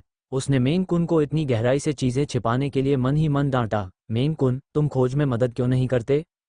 मेन कुन ने सिर हिलाया और बेडरूम में जाने से पहले लिविंग रूम में कुछ चक्कर लगाए। फैंग बुपिंग की ठंडी निगाहें मेन कुन का पीछा कर रही थीं और उन्होंने कहा, अगर कोई सबूत पेश करने और एक निर्दोष छात्र को फंसाने की हिम्मत करता है तो मैं उसे तुरंत निकाल दूंगा। मैं भी जाकर देखूंगी, रुक्सू ने गुस्से से कहा और मेन कुन के पीछे चली गई। उसने निष्कर्ष निकाला था कि यह एक साजिश थी, इसलिए अगर मेन कुन को वास्तव में कुछ मिल गया तो वह उसे समय रहते रोक सकती थी। वांग फैंग ने ठंडी मुस्कान के साथ कहा, चूंकि हम सब एक दूसरे पर भरोसा नहीं करते, इसलिए हम सब अंदर जाकर क्यों नहीं देखते? वह बाहर निकला और राजकुमारी के पीछे पीछे गया और तुरंत उसकी योजना को विफल कर दिया। चूंकि आप सभी मेरे बेडरूम में इतनी दिलचस्पी रखते हैं तो चलो अंदर चलते हैं और साथ में देखते हैं। युंगसियाओ खड़ा हुआ और अपने बेडरूम की ओर बढ़ा। तुरंत 1 दर्जन से अधिक लोग दौड़े, सभी बेडरूम की ओर बढ़ रहे थे। इस समय तक मेन कुन कमरे में प्रवेश कर चुका था और उसने कंबल को कुछ बार पलट दिया था। उसका चेहरा तुरंत चादर की तरह सफ़ेद हो गया। उसे एक पल में एहसास हुआ कि युंगसियाओ क्यों ऐसे दिख रही थी जैसे उसे डरने की कोई बात ही नहीं थी। उसने जो अंडरगारमेंट और अंडरपैंट छिपाए थे वे सब गायब हो गए थे। तभी लैन फेई कमरे में आए और व्यंग्यात्मक लहजे में बोली, मेन कुन, कमरे की अच्छी तरह से छानबीन करो और एक भी जगह मत छोड़ना। ठंडे पसीने में नहाया हुआ और कांपता हुआ मेन कुन लैन फेई के पास गया और उसके कान में फुसफुसाया। क्या? लैन फेई का चेहरा उतर गया और उसकी उग्र दहाड़ ने तुरंत सभी को चौंका दिया। उसकी लगभग नरभक्षी निगाहों के नीचे मेन कुन के पैर हिंसक रूप से कांपने लगे। मेन कुन, तुम वहां क्यों खड़े हो? मुझे लगा कि तुम्हारे मालिक ने तुम्हें कमरे की तलाशी लेने को कहा है ना? युंगसियाओ ने व्यंग्य किया। वांग फैंग को आखिरकार पता चला कि कुछ ठीक नहीं था। उसकी आंखों में निराशा की एक झलक दिखाई दी और उसने ठंडे स्वर में कहा, यह एक छोटा सा बेडरूम है, मुझे नहीं लगता कि यहाँ कुछ भी है। ऐसा लगता है कि ली यूनशाओ निर्दोष है, चोर कोई और ही होगा। फैंग बुपिंग ने उसे एक ठंडी नज़र से देखा और फिर यूनशाओ को सोच विचार कर देखा। रुक्सू ने राहत की सांस ली, लेकिन साथ ही उसे गुस्सा भी आया। जाहिर है, उसे पता था कि यह बहुत पहले से ही एक योजना थी और वह इसके लिए तैयार था, और फिर भी उसने मुझे पूरे समय चिंता में डाल दिया। उसने गुस्से से सोचा। ये देखकर कि योजना विफल हो गई है, वांग फैंग अब और रुकने के मूड में नहीं था। चूंकि ली यूनशाओ निर्दोष है, इसलिए चलो अब हम सब चले जाएं, उसने हल्के से कहा। तुम ऐसे ही जा रहे हो? जोर से चिल्लाने के बाद यूनशाओ ने व्यंग्यात्मक लहजे में कहा। शिक्षक वांग ने कहा कि चोर कोई और ही होगा, क्या तुम उसे पकड़ना नहीं चाहते? वांग फैंग ने अचंभित होकर ठंडे स्वर में कहा, कैंपस बहुत बड़ा है और कोई गवाह या सबूत नहीं है, अब चोर को पकड़ना बहुत मुश्किल होगा, अकादमी इस मामले को संभालेगी। चेहरे पर ठंडी मुस्कान के साथ युंगसियाओ ने कहा, किसने कहा कि कोई गवाह नहीं है? मुझे लगा कि मेंग कुन ने कहा कि उसने चोर को देखा है, तो क्या वह झूठ बोल सकता है? उस स्थिति में मेरे पास संदेह करने का कारण है कि इस कुत्ते का मालिक लैन फेई इस सब के पीछे का मास्टरमाइंड है। Ads by pub future. Lan Fei पहले से ही गुस्से में थी। ली यूनशियाओ, मुझ पर कीचड़ मत फेंको। युंगसियाओ का चेहरा सख्त हो गया और उसने ठंडे स्वर में कहा, तथ्यों ने मेरे संदेह को दूर कर दिया है, अब मुझे जवाब देने की बारी तुम्हारी है। तुम क्या चाहते हो? लैन फेई ने गुर्राते हुए कहा। बहुत आसान है, युंगसियाओ ने व्यंग्यात्मक लहजे में कहा, आपकी बेगुनाही साबित करने के लिए मैं आपके छात्रावास की भी तलाशी लेना चाहता हूँ। बेशक ऐसा नहीं है कि मुझे आप पर शक है, यंग मास्टर फेई, जिनके पास छिपाने के लिए कुछ भी नहीं है, लेकिन मैं बिना कुछ किए इसे पचा नहीं सकता। चूंकि मैंने कहा था कि मैं तुम्हें जवाब दूंगी, इसलिए मैं स्वाभाविक रूप से अपना वचन निभाऊंगी। जितना चाहो खोजो, लैन फेई ने धार्मिक भाव से कहा। लेकिन ली यूनशियाओ, मैं अभी तुम्हारे साथ खत्म नहीं हुई हूँ। गणमान्य व्यक्तियों के बच्चों के सभी एकल छात्रावास एक ही क्षेत्र में थे, इसलिए भीड़ को लैन फेई के छात्रावास तक पहुंचने में ज्यादा समय नहीं लगा। लैन फेई ने आत्मविश्वास से दरवाजा खोला और ठंडी आवाज में कहा, तुम जैसे चाहो वैसे खोजो, लेकिन मेरी चीजों को नष्ट मत करो, मुझे डर है कि तुम बेचारे उन्हें खरीदने में सक्षम नहीं हो। युंगसियाओ ने हल्के से मुस्कुराकर हाथ हिलाया। इस इशारे पर चेन जेन और हान बाई तुरंत कमरे में भाग गए। वांग फैन का चेहरा धीरे धीरे बदसूरत होता गया, जैसे कि उसे कुछ गड़बड़ महसूस हो गई हो। निश्चित रूप से हान बाई और चेन जेन जल्द ही एक लकड़ी की पेटी को कमरे से बाहर ले गए। युवा मास्टर युन, हम इस पेटी को नहीं खोल सकते। लैन फेई ने भौहें सिकोड़ते हुए ठंडे स्वर में कहा, यह एक संदूक है जिसमें मैं अपने कपड़े रखती हूँ, केवल मेरी चाबी ही इसे खोल सकती है। उसने अपनी अंगूठी से एक सुनहरी चाबी निकाली और उसे ताले में डाला। संदूक चरमराहट के साथ खुला। जब लोगों ने अंदर का सामान देखा तो वे दंग रह गए। वांग फैंग की पुतलियां सिकुड़ गईं और उसे लगा कि उसका सिर खाली हो गया है। वास्तव में एक साजिश है, वह खत्म हो गया है। वैसे भी इस समय जिस व्यक्ति का दिमाग पूरी तरह से खाली था वह लैन फेई था। उसकी आंखें तांबे की घंटियों जितनी बड़ी हो गईं और वह बुदबुदाया, ये कैसे संभव है? नहीं, मैंने ऐसा नहीं किया, यह एक बदनामी है। ली यूनशियाओ, तुम मुझे फंसा रहे हो, वह पागलों की तरह गुर्राया। तुम्हें फंसा रहे हो? यूनशियाओ ने हल्के से मुस्कुराकर कहा, तुमने अभी कहा था कि यह तुम्हारा निजी संदूक है और इसे तुम्हारी चाबी के बिना नहीं खोला जा सकता। लैन फेई इतना गुस्से में था कि उसका पूरा शरीर कांप रहा था। तो ये तुम थे? तुम जानवर हो। छाती में आधे से ज्यादा खुले हुए उसके सफेद अंडरवियर को देखकर रुक्यू ने गुस्से और शर्मिंदगी में लैन फेई को लात मारी। तुम बीमार सन की हो, मैं डीन से तुम्हें निकलवा दूंगा। निष्कासित करो, निष्कासित करो। लगभग सभी लड़कियां गुस्से में चिल्लाने लगीं और जल्द ही लड़के भी उनके साथ शामिल हो गए। एक पल के लिए पूरे कैंपस में निष्कासित करो की चीखें गूंज उठीं। चेन जेन ने लापरवाही से संदूक में रखी सामग्री को टटोला और अचानक आश्चर्य से बोला, लड़कियों के अंडरवियर के अलावा संदूक में साबुन का आधा डिब्बा क्यों है? हे, तुमने कभी अफवाहों के बारे में नहीं सुना? हान बाई ने व्यंग्य किया। ऐसा कहा जाता है कि मनोरोगी होने के अलावा लैन फेई को लड़कों के नहाते समय बाथरूम में साबुन फेंकना पसंद है, जिससे उसके नौकर उन्हें उठाने पर मजबूर हो जाते हैं। उई, ये तो घिनौना है। कई लड़के पीले पड़ गए और झुककर उल्टी करने लगे। इस बीच लैन फेई के बगल में बैठे कुछ पुरुष छात्र डर के मारे जल्दी से दूर चले गए, जिससे पलक झपकते ही उनके चारों ओर खाली जगह बन गई। लैन फेई इतना गुस्से में था कि उसे लगा कि उसका सिर घूम रहा है। उसने यूनशियाओ की तरफ कांपती हुई उंगली उठाई, लेकिन उसके सीने में दबा हुआ गुस्सा उसे एक भी शब्द बोलने से रोक रहा था। युंगसियाओ ने ऊंची और धार्मिक आवाज में कहा, सब लोग, अब सब कुछ स्पष्ट हो गया है। लैन फेई ने न केवल लड़कियों के अंडरगारमेंट्स और अंडरपैंट चुराए, बल्कि उसने पुरुष छात्रों को बाथरूम में साबुन उठाने के लिए भी मजबूर किया। वह मरने लायक है। लेकिन हर देश के अपने कानून होते हैं और हर परिवार के अपने नियम होते हैं। हालांकि हम नाराज हैं और चाहते हैं कि हम उसे टुकड़े टुकड़े कर सकें, लेकिन अकादमी के शिक्षक यहाँ हैं। शिक्षक फेंग और शिक्षक वांग को मामले को निष्पक्ष रूप से निपटाना चाहिए। एड्स बाय पब फ्यूचर, हमें न्याय चाहिए। चेन झेन ने तुरंत चिल्लाया और जल्द ही पूरा परिसर हमें न्याय चाहिए के नारों से गूंज उठा। फैंग बुपिंग ने युंग सियाओ को आश्चर्य से देखा। उसे उम्मीद नहीं थी कि यह बच्चा, जिसने कुछ भी हासिल नहीं किया और मार्शल आर्ट का अभ्यास नहीं कर सकता, उसके पास ऐसी साजिश करने वाला दिमाग होगा। सब लोग निश्चिंत रहें, उसने गहरी आवाज में कहा। मैं तुरंत डीन को इसकी रिपोर्ट करूंगा। जब हम तय कर लेंगे कि इस मामले को कैसे संभालना है, तो मैं आपको एक संतोषजनक स्पष्टीकरण दूंगा। चिंता मत करो बहनों, रुक्सू ने गुस्से से कहा। अगर अकादमी तय करती है कि यह विकृत जानवर रह सकता है, तो हम खुद डीन से मिलने जाएंगे। अन्यथा मैं इस मामले को अपने पिता के सामने लाऊंगी। किसी भी मामले में मैं इस बीमार संकी के साथ समझौता नहीं कर सकती। हाँ, ये समझौता नहीं हो सकता। कुछ लड़कियां जिनके अंडरवियर और जांघिया चोरी हो गए थे, शर्म और गुस्से से बोलीं। लैन फेई अब सचमुच घबरा गया था। उसने जल्दी से वांग फैंग की बांह पकड़ ली और कहा, मुझे बचाओ चाचा, मुझे बचाओ। हम वांग फैंग ने अपना हाथ झटकते हुए ठंडे स्वर में कहा, सुअर को नहलाना, पानी और साबुन दोनों को बर्बाद करना है। उसने भीड़ को अलग किया और लैन फेई को पीछे छोड़ते हुए आगे बढ़ गया। मौजूदा हालात में वह कुछ भी करने में असमर्थ था। इसके अलावा अगर वह रुकता रहा तो वह खुद को मुश्किल में भी डाल सकता था। लैन फेई सभी आरोप लगाने वाली निगाहों के नीचे जमीन पर गिर पड़ी। इसके तुरंत बाद अकादमी का फैसला सामने आ गया। लैन फेई द्वारा लड़कियों के अंडरवियर चुराने के सबूत निर्णायक थे और अकादमी के प्रबंधन ने सर्वसम्मति से उसे निष्कासित करने और उसे फिर कभी प्रवेश न देने पर सहमति व्यक्त की। युवा मास्टर युन सुबह सुबह हान बाई यूनशाओ के छात्रावास में पहुंचा। मेरे पास 2 खबरें हैं, एक अच्छी और एक बुरी। तुम कौन सी सुनना चाहती हो? युंग सियाओ निश्चिंत दिख रही थी। अच्छी खबर यह होगी कि लैन फेई को निष्कासित कर दिया गया है। बुरी खबर के बारे में क्या? हान बाई ने उसे अंगूठा दिखाया और प्रशंसा की। आपकी दूरदर्शिता वास्तव में अद्भुत है। बुरी खबर यह है कि इस वर्ष के वार्षिक मूल्यांकन के मुख्य परीक्षक लैन फेई के चाचा वांग फैंग हैं। हमारा काम खत्म हो गया। हम में से कोई भी मूल्यांकन पास नहीं कर सकता। युंग सियाओ ने व्यंग्य किया। क्या खत्म हुआ? अगर वह इतना अज्ञानी है तो मैं उसे लैन फेई के साथ भाग जाने पर मजबूर कर दूंगा। हान बाई तुरंत चकित हो गया। आप वास्तव में क्रूर हैं युवा मास्टर युन, लेकिन बेहतर होगा कि आप लापरवाही से काम न करें। वांग फैंग आखिरकार एक शिक्षक है, लैन फेई की तरह नहीं जो सिर्फ एक छात्र था। मुझे परवाह नहीं कि वह कौन है, 5 आंखों वाला मुर्गा या 3 पैरों वाली बिल्ली। लैन जुवान हाल ही में क्या कर रही है? युंग सियाओ ने अचानक पूछा।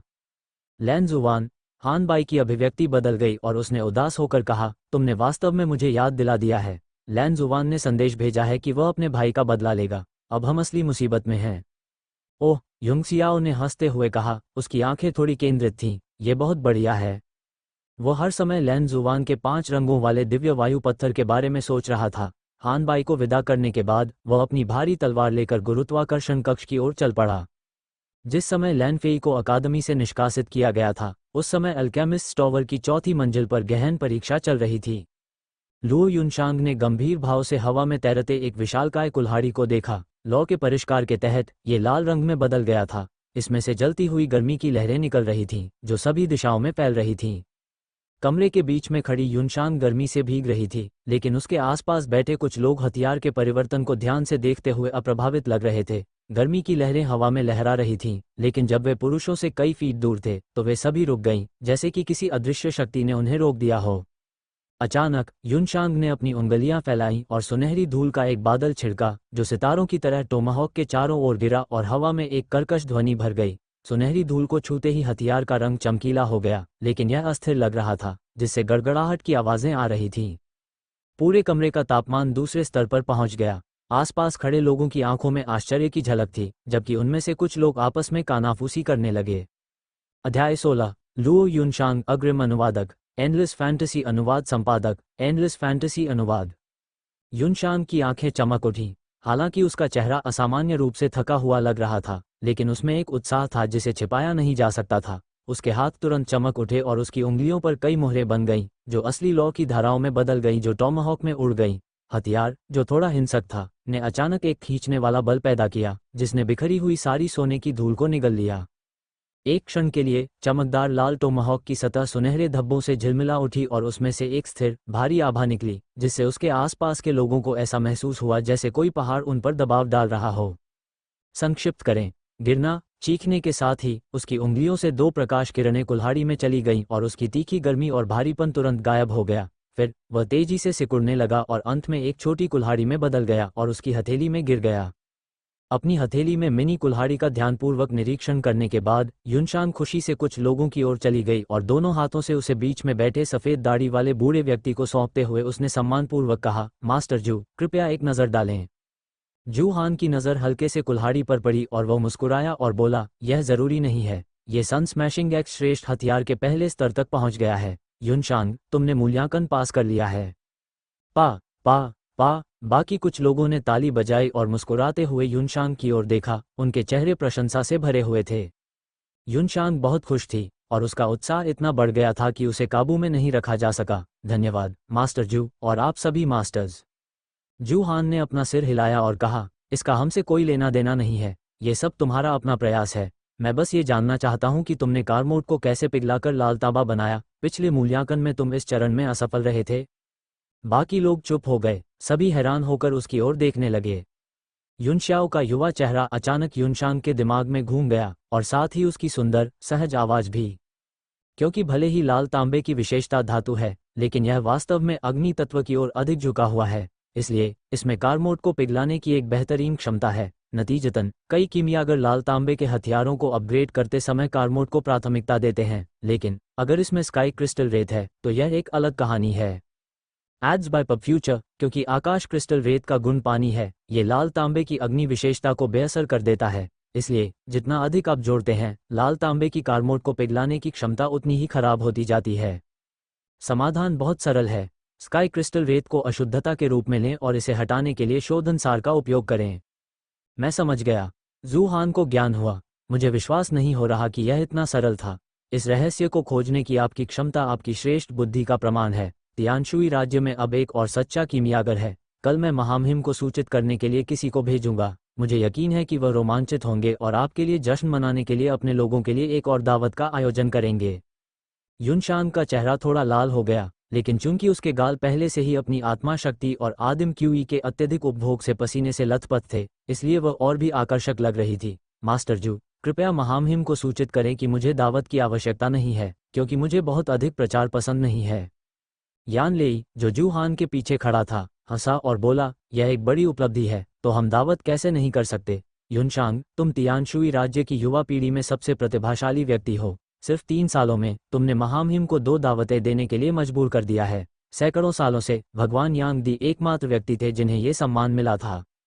तियानशुई राज्य में जब भी किसी को प्रथम श्रेणी के कीमियागर के रूप में पदोन्नत किया जाता था या 3 शक्तियों के क्षेत्र में कदम रखा जाता था और वह महान मार्शल मास्टर बन जाता था, तो राजा महल में एक दावत का आयोजन करता था, जिसमें सभी गणमान्य व्यक्तियों को जश्न मनाने के लिए आमंत्रित किया जाता था। इस तरह का उत्सव 3 साल पहले आयोजित किया गया था, जब युनशांग ने 3 शक्तियों के दायरे को तोड़ दिया था और एक महान मार्शल मास्टर बन गया था। यान लेई के शब्दों पर युनशांग ने जल्दी से कहा, आप मेरी चापलूसी कर रहे हैं मास्टर यान। मैं तो बस एक कमतर कीमियागर हूँ। मैं कभी भी लॉर्ड यांग दी के साथ कैसे तुलना कर सकता हूँ। अपनी दाढ़ी को सहलाते हुए जू हान ने हंसते हुए कहा, आपको इतना विनम्र होने की जरूरत नहीं है। भगवान यांग दी प्रतिभाशाली हैं, लेकिन उन्हें भगवान गु फेयांग के शिष्य होने से भी बहुत लाभ हुआ, जो 9वें स्तर के कीमियागर थे। यह उनकी किस्मत है। अगर आप भविष्य में भाग्यशाली रहे तो आपकी उपलब्धियां भगवान यांग दी से कम नहीं होंगी। आपको बस एक अच्छे शिक्षक की कमी है। जब युनशांग ने बहस करने की कोशिश की तो उसने हाथ हिलाकर उसे बीच में ही टोक दिया और कहा, आज अल्केमिस्ट एसोसिएशन को भी जश्न मनाने की जरूरत है। इस साल ही हमारे पास 2 और प्रथम श्रेणी के अल्केमिस्ट हैं। आप और जिया रोंग दोनों ही तियानशुई राज्य में हमारी शाखा के उभरते सितारे हैं। एक अन्य कीमियागर सु युआंकियाओ ने अचानक ठंडी सांस ली और कहा, प्रेसिडेंट जू, मैं आपसे सहमत हूं कि युनशांग एक उभरता हुआ सितारा है। जहां तक जिया रोंग की बात है, अगर मैं गलत नहीं हूं तो वह अब बहुत ज्यादा जहर खा चुका है। हर कोई हैरान और उलझन में था। जू हान का चेहरा चमक उठा और उसने पूछा, तुम्हारा क्या मतलब है युआंकियाओ। युनशांग की आंखों में एक अजीब सी चमक उठी। मास्टर जू, अब मैं विदा लेती हूँ। वह बहुत चतुर थी। जैसे ही उसने सु युआंकियाओ के असामान्य भाव देखे, वह समझ गई कि यह किसी गोपनीय जानकारी के बारे में होगा, इसलिए उसने इसे टालने की पहल की। जू हान ने अपना सिर हिलाया और कहा, अब जब आपने मूल्यांकन पास कर लिया है तो आप आधिकारिक तौर पर प्रथम श्रेणी के कीमियागर हैं। इसका मतलब ये भी है कि आप एसोसिएशन के मुख्य सदस्यों में से एक हैं। आपको एसोसिएशन के बारे में सब कुछ जानने का अधिकार है, इसलिए इससे बचने की कोई ज़रूरत नहीं है। सू युआंकियाओ ने भीड़ की ओर देखा और ठंडी हंसी के साथ कहा, मुझे पता चला है कि जिया रोंग ने अपने पिछले मूल्यांकन में धोखाधड़ी की थी। उसने निषिद्ध सामग्री का इस्तेमाल किया था। हिल विंडस्टोन एक दूसरे को देखते ही सबके चेहरे उतर गए। वे सभी कीमियागर थे, इसलिए स्वाभाविक रूप से उन्हें पता था कि नर्क की हवा का पत्थर क्या है। यान लेई ने गंभीर भाव से कहा, सू युआंकियाओ, अपने शब्दों से सावधान रहो। मुझे पता है कि तुम जिया रोंग को पसंद नहीं करते हो और तुम उसके लिए तब से ही मुश्किलें खड़ी कर रहे हो जब से वह प्रशिक्षु था, लेकिन तुम उस पर बिना किसी कारण के आरोप नहीं लगा सकते। मैं उस पर व्यर्थ ही आरोप लगा रहा हूँ, सू युआंकियाओ ने व्यंग्य किया। मुझे डर है कि अब तक विष उसकी हड्डियों में गहराई तक पहुंच चुका होगा। मैंने किसी को यह पता लगाने के लिए भेजा है कि पदोन्नति के बाद उसने कौन सी सामग्री खरीदी थी। वे सभी मारक हैं। इसके अलावा वो गुप्त रूप से हर जगह उच्च कीमतों वाली विषहरण गोलियां खरीदने की तलाश में था। आप सभी को पता होना चाहिए कि विषहरण गोलियां क्या होती हैं, है ना? प्रसिद्ध चौथी श्रेणी की कीमिया गोली जो सभी विषयों को बेअसर कर सकती है, जो इतनी दुर्लभ है कि आप इसे पैसे से भी नहीं खरीद सकते। हे 5 दिन पहले उसने पागलपन से विभिन्न विषैली सामग्री खरीदना शुरू कर दिया, और जब से वह जल्दी में लौटा है तब से वह गहरे एकांत में है। मुझे यकीन है कि वह अपनी बुद्धि के अंत में होगा, आग से लड़ने की कोशिश कर रहा होगा। दुख की बात है कि नर्क पवन पत्थर की विषाक्तता इतनी आसानी से दूर नहीं की जा सकती, विषहरण गोलियों से भी नहीं। मुझे लगता है कि अब तक वह पूरी तरह से अपंग हो चुका होगा। जू हान का चेहरा धीरे धीरे बदसूरत होता गया। सू युआंकियाओ ने कागज की एक शीट निकाली और उसे भीड़ को थमा दिया। ये सूची है कि प्रथम श्रेणी के कीमियागर के पद पर पदोन्नत होने के बाद उसने क्या क्या किया। आप सभी इसे देख सकते हैं। सूची पर एक संक्षिप्त नज़र डालने के बाद सभी की आंखों में चिंता के भाव थे। एड्स बाय पब फ्यूचर अंत में सूची युनशान को सौंप दी गई। वह थोड़ा चौंक गई क्योंकि जिया रोंग द्वारा प्रत्येक दिन लिए जाने वाले भोजन का भी विवरण उस पर स्पष्ट रूप से दर्ज था। ये स्पष्ट था कि सू युआंकियाओ ने बहुत पहले ही इसकी योजना बना ली थी। अब जब उसने ये कदम उठा लिया था तो उसे पूरा भरोसा हो गया होगा। जिया रोंग शायद इस बार अपनी नियति से बच नहीं पाएगा। अगर तुम्हें अभी भी संदेह है तो हम जिया रोंग को यहाँ बुला सकते हैं और तुम उसे देखकर ही जान जाओगे कि मैं सही हूँ। 5 दिन पहले जब से वह वापस आया है तब से वह टावर में ही रह रहा है। जब उसने देखा कि ज्यादातर लोग उसकी बातों पर यकीन कर रहे हैं तो सू युआंकियाओ खुद को संतुष्ट महसूस करने से नहीं रोक सका। तुम्हें कैसे पता कि वह एकांत में साधना नहीं कर रहा है? यान लेई की आंखों में गुस्सा झलक उठा। वो और सू युआंकियाओ कभी एक दूसरे को पसंद नहीं करते थे। चूंकि जिया रोंग को कीमियागर के पद पर पदोन्नत किया गया था, इसलिए उसने अपनी मार्शल आर्ट की ट्रेनिंग छोड़ दी और कीमियागिरी पर ध्यान केंद्रित किया, सू युआंकियाओ ने व्यंग्य किया। कीमियागर की साधना मुख्य रूप से आत्मिक शक्ति को पोषित करने के लिए होती है। केवल निरंतर शोधन के माध्यम से ही आत्मिक शक्ति को बढ़ाया जा सकता है। वह केवल प्रथम श्रेणी का कीमियागर है, इसलिए किसी भी चीज को परिष्कृत करने के लिए उसके लिए 5 दिन पर्याप्त हैं। यान लेई, तुम उसके प्रति इतने सुरक्षात्मक क्यों हो? क्या तुम उसके द्वारा हेलविंडस्टोन के उपयोग में शामिल हो? बकवास, यान लेई गुस्से से बोली। बहस बंद करो, जू हान ने गहरी आवाज में कहा। जियांग चेंग, जिया रोंग को यहाँ लाओ। वह जो भी कर रहा है उसे तुरंत आना चाहिए। जू हान तियानशुई के कीमियागर एसोसिएशन के अध्यक्ष थे और तियानशुई में केवल 2 तीसरे दर्जे के ग्रैंडमास्टर कीमियागरों में से एक थे। वह बहुत सम्मान की स्थिति में थे, यहाँ तक कि सम्राट से भी कम नहीं। दूसरे तीसरे दर्जे के कीमियागर शाही महल के मुख्य कीमियागर झांग किंगफान थे। उनकी ताकत लगभग बराबर थी। कीमियागर की उपाधि न केवल ताकत का प्रतीक थी बल्कि एक महान स्थिति भी थी जो सभी कीमियागरों का गौरव था। कीमियागर एसोसिएशन के अध्यक्ष के रूप में जू हान कभी भी धोखाधड़ी की अनुमति नहीं देंगे। सभी के चेहरे पर गंभीरता थी, मानो उन्हें पता चल गया हो कि एक छोटा तूफान आने वाला है। जल्द ही जिया रोंग जियांग चेन के पीछे पीछे अल्केमिस्ट टावर की 4थी मंजिल पर पहुंच गया, जहां योग्यता मूल्यांकन का आयोजन किया गया था।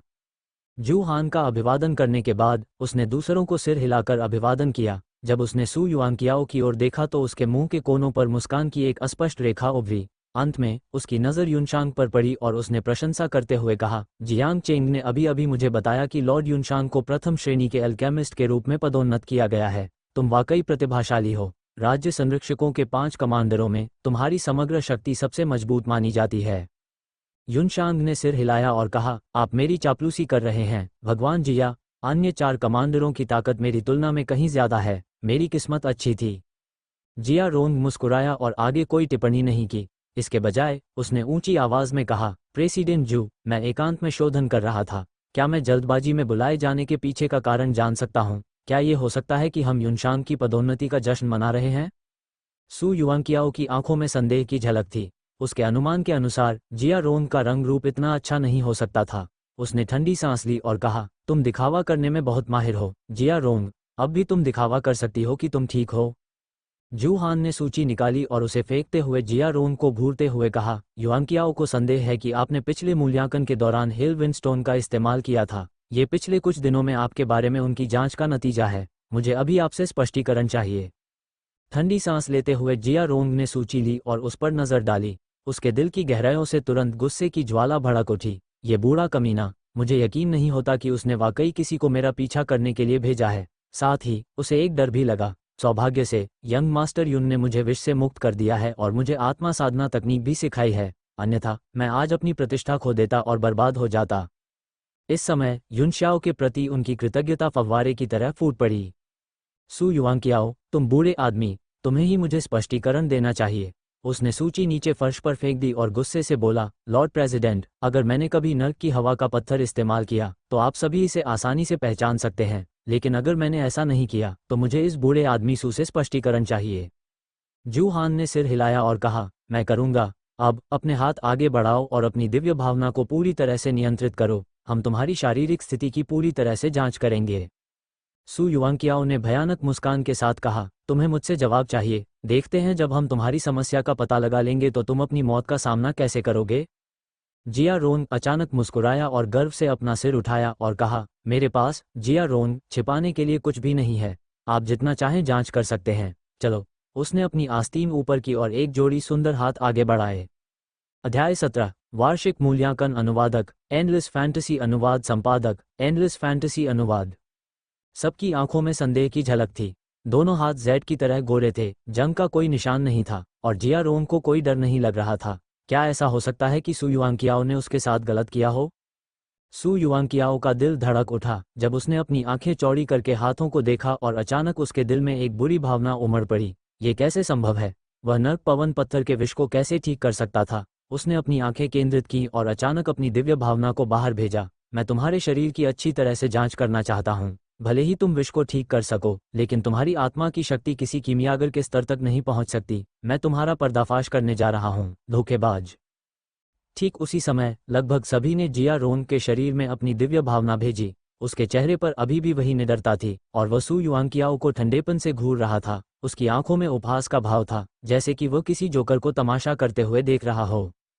एक क्षण बाद जू हान का चेहरा कठोर हो गया और उसने ठंडे स्वर में कहा, युआंकियाओ, अब मुझे तुमसे स्पष्टीकरण चाहिए। घबराकर सू युआंकियाओ ने कहा, यह कैसे संभव है? उसे नर्क की हवा के पत्थर से जहर दिया गया था। मुझे 100% यकीन है। उसने अपनी दिव्य भावना से जिया रोंग के शरीर को तेजी से आगे पीछे किया और उसका चेहरा और भी बदसूरत होता गया। अरे, क्या तुमने काफी कुछ देख लिया है? जिया रोंग अचानक गहरी आवाज में चिल्लाया जब उसके दिमाग से एक जबरदस्त आत्मा शक्ति फूट पड़ी जो सू युआंकियाओ की दिव्य भावना पर जोरदार प्रहार कर रही थी। एक अदृश्य शक्ति ने तुरंत हवा को विकृत कर दिया। अचानक हुए हमले ने सू युआंकियाओ को जल्दबाजी में अपनी दिव्य भावना वापस लेने पर मजबूर कर दिया, लेकिन उसके प्रतिद्वंद्वी ने उसके दिमाग में उसका पीछा किया, जिससे उसकी आत्मा हिंसक रूप से हिल गई। उल्टी सू युआंकियाओ ने अपने दिल का खून खांसकर बाहर निकाल दिया क्योंकि उसकी दिव्य इंद्री घायल हो गई थी। तुम्हारी आत्मा की शक्ति इतनी मजबूत कैसे हो सकती है? वह डरकर चिल्लाया। जिया रोंग के होठों पर एक ठंडी और अभिमानी मुस्कान तैर गई जब उसने उपहास करते हुए कहा, मैं एक वास्तविक कीमियागर हूं, इसलिए मेरी आत्मा की शक्ति स्वाभाविक रूप से उन नकली लोगों की तुलना में अधिक मजबूत है। सू युआंकियाओ को अपने दिल में गुस्से की लहर महसूस हुई, जिससे उसे फिर से खून का एक कौर बाहर निकालना पड़ा। ठीक है, ठीक है, ठीक है। लगातार 3 बार ठीक कहने के बाद उसकी आंखों की चमक अचानक गायब हो गई और वह एक पल के लिए थका हुआ और बूढ़ा लगने लगा, मानो उसकी सारी आत्मा गुब्बारे की हवा की तरह बाहर निकल गई हो। जू हान दंग रह गया और फिर उसने एक लंबी सांस लेते हुए कहा, युआंकियाओ, तुम्हें इसके साथ खुद को क्यों यातना देनी है? सू युआंकियाओ के चेहरे पर एक विचलित भाव था जब उसने कांपती आवाज में कहा, राष्ट्रपति जी, मैं पहले से ही बूढ़ा और कमजोर हूँ। मैं आपसे रिटायर होने और अपने जन्मस्थान पर लौटने की अनुमति चाहता हूं, ताकि मैं अपने बचे हुए साल ग्रामीण इलाकों में बिता सकूं। कृपया मेरे अनुरोध को स्वीकार करें, राष्ट्रपति जी।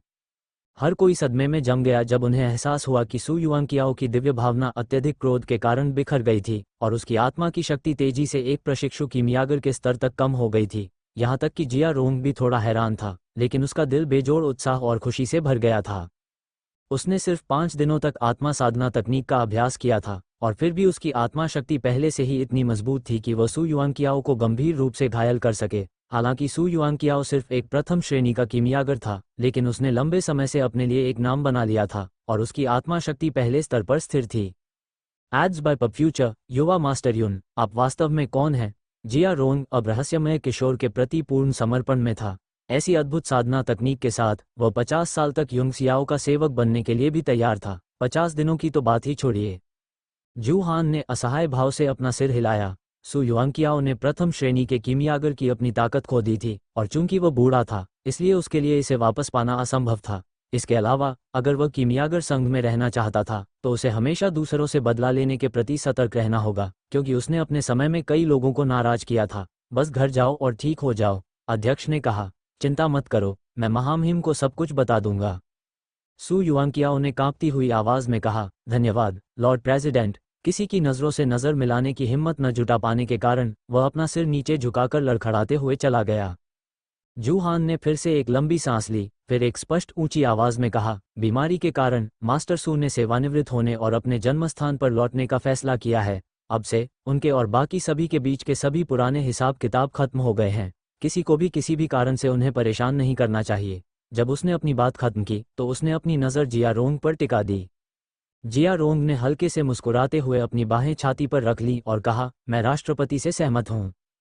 तभी जू हान को राहत महसूस हुई। जिया रोंग ने अभी जो आत्मा शक्ति प्रकट की थी वह पहले स्तर पर पहले से ही स्थिर थी और उसकी भविष्य की उपलब्धियां और भी अधिक होंगी। उपस्थित सभी लोग जानते थे कि यह वही था जिसने सू युआंकियाओ के दिमाग को घायल किया था। अन्यथा बूढ़े व्यक्ति ने क्रोध के कारण अपनी साधना का आधार नहीं गिराया होता। हालांकि कोई भी इस समय एक उज्ज्वल भविष्य वाले कीमियागर को एक बूढ़े व्यक्ति के लिए अपमानित नहीं करना चाहेगा जिसका करियर एक मृत अंत तक पहुंच गया है। भीड़ ने एक के बाद एक जिया रोंग का अभिवादन किया। यह एक तरह से कृपालु होने का इशारा था। इस बीच वह एक दयालु मुस्कान के साथ एक एक करके अभिवादन का जवाब दे रहा था। हालांकि उसके दिल में व्यंग्यात्मक भाव था। अगर यंग मास्टर युन ने मेरी मदद नहीं की होती तो आप लोग अब मेरे घाव पर अपमान जोड़ रहे होते। जिया रोंग, तुम्हारी प्रगति ने मुझे भी चौंका दिया, जू हान ने कहा। मुझे उम्मीद नहीं थी कि तुम्हारी आत्मा शक्ति इतनी स्थिर होगी, भले ही तुम्हें अभी कुछ समय पहले ही पदोन्नत किया गया हो। युनशान को उसकी कीमियागर बैच दिलाने में मेरी मदद करो। जिया रोंग ने मुस्कुराते हुए ऑर्डर स्वीकार किया और फिर युनशान को सभी औपचारिकताओं से अवगत कराया। मास्टर जिया, मेरा एक साहसिक अनुरोध है, युनशांग ने कहा। अचानक उसके मन में एक विचार आया। ओह, जिया रोंग मुस्कुराया। मुझे अनुरोध बताओ भगवान युनशांग। राज्य संरक्षकों के 5 कमांडरों में से एक के रूप में युनशांग की ताकत और अधिकार उससे बेहतर थे, इसलिए वह उसके प्रति बहुत विनम्र था। युनशांग ने कहा, मेरा एक छात्र है जो अपनी शारीरिक बनावट के कारण मार्शल आर्ट का अभ्यास नहीं कर सकता, लेकिन उसे कीमिया में बहुत रुचि है और उसने स्वयं सीखने के माध्यम से इस क्षेत्र में बहुत ज्ञान प्राप्त किया है। मैं उसके लिए एक अच्छा शिक्षक ढूंढना चाहता हूँ। मुझे आश्चर्य है कि क्या मास्टर जिया ने कभी किसी शिष्य को लेने के बारे में सोचा था? भौहें सिकोड़ते हुए जिया रोंग ने कहा, शिष्य बनाना है? भगवान युनशांग, आप खुद एक कीमियागर हैं और आपकी ताकत मुझसे कम नहीं है, तो आपको मुझसे क्यों पूछना है? शिष्य बनाते समय कीमियागरों की बहुत सख्त ज़रूरतें होती थीं और वे गणमान्य लोगों के बच्चों के लिए भी कभी नहीं झुकते थे। जब तक उम्मीदवार बेहद प्रतिभाशाली न हो, वे कभी भी किसी शिष्य को नहीं बनाते थे। उनकी पहचान थोड़ी खास है, युनशांग ने आह भरी। राज्य संरक्षकों के कमांडर के रूप में मेरे लिए उनका शिक्षक बनना उचित नहीं है। ईमानदारी से कहूं तो वह ड्यूक जिंगुओ के सबसे बड़े पोते हैं, जनरल फेलों के प्राकृतिक पुत्र हैं। मैं समझता हूँ, जिया रोंग ने कहा। प्रबुद्ध, मैंने सुना है कि ड्यूक जिंगुओ का सबसे बड़ा पोता एक मार्शल आर्ट बेवकूफ़ है और इस वजह से वह कुछ साल पहले राजधानी में हंसी का पात्र था। लेकिन लॉर्ड युनशांग, आपको पता होना चाहिए कि एक मार्शल आर्ट बेवकूफ़ का शारीरिक गुण कमज़ोर होता है और इससे उसके लिए कीमिया में भी कोई सफलता हासिल करना मुश्किल हो जाता है। युनशांग ने सिर हिलाया और कहा, हाँ मुझे पता है, लेकिन इस छात्र में कुछ खास बात है। भले ही वो भगवान जिया का निजी शिष्य न बन पाए, लेकिन मुझे उम्मीद है कि आप उसे कुछ सरल मार्गदर्शन दे सकते हैं। कम से कम उसे प्रशिक्षु कीमियागर बनने दें, जो हमारे लिए ड्यूक जिंगुओ से अपना वादा निभाने का एकमात्र तरीका है। जिया रोंग की आंखें काली पड़ गईं और उसने ठंडे स्वर में कहा, इस मामले में मैं इस छात्र से मिलूंगा, लेकिन उसे एक आत्मिक शक्ति परीक्षण से गुजरना होगा। अगर वह प्रशिक्षु कीमियागर के न्यूनतम मानक तक पहुंच जाता है तो मैं उसे अपना निजी शिष्य बना लूंगा। ये सब भगवान युनशांग की खातिर है। प्रसन्न होकर युनशांग ने कहा, धन्यवाद भगवान जिया, मैं आपकी दयालुता को याद रखूंगा। जिया रोंग ने थोड़ा सिर हिलाया और अधीरता से कहा, जब तुम खाली हो जाओ तो उसे आत्मा शक्ति परीक्षण के लिए ले आओ। अगर वह योग्य है तो मैं उसे अपना शिष्य बना लूंगा, लेकिन अगर वह न्यूनतम मानकों को पूरा नहीं करता है तो उसे मुझसे मिलने की ज़रूरत नहीं होगी। जिया रोंग के जाते समय उसकी पीठ को देखते हुए युनशांग ने सोचा, वह सबसे कम उम्र का कीमियागर है और उसका भविष्य बहुत अच्छा है। युनशाओ को उसके पीछे जाने देना मेरे लिए एहसान चुकाने का एक तरीका है और साथ ही ड्यूक जिंगुओ के मन को भी शांत करेगा। मुझे बस आश्चर्य है कि उस बच्चे की आत्मा शक्ति के साथ क्या स्थिति है। मुझे उम्मीद है कि वो मुझे निराश नहीं करेगा। मैं बस इतना ही कर सकता हूँ।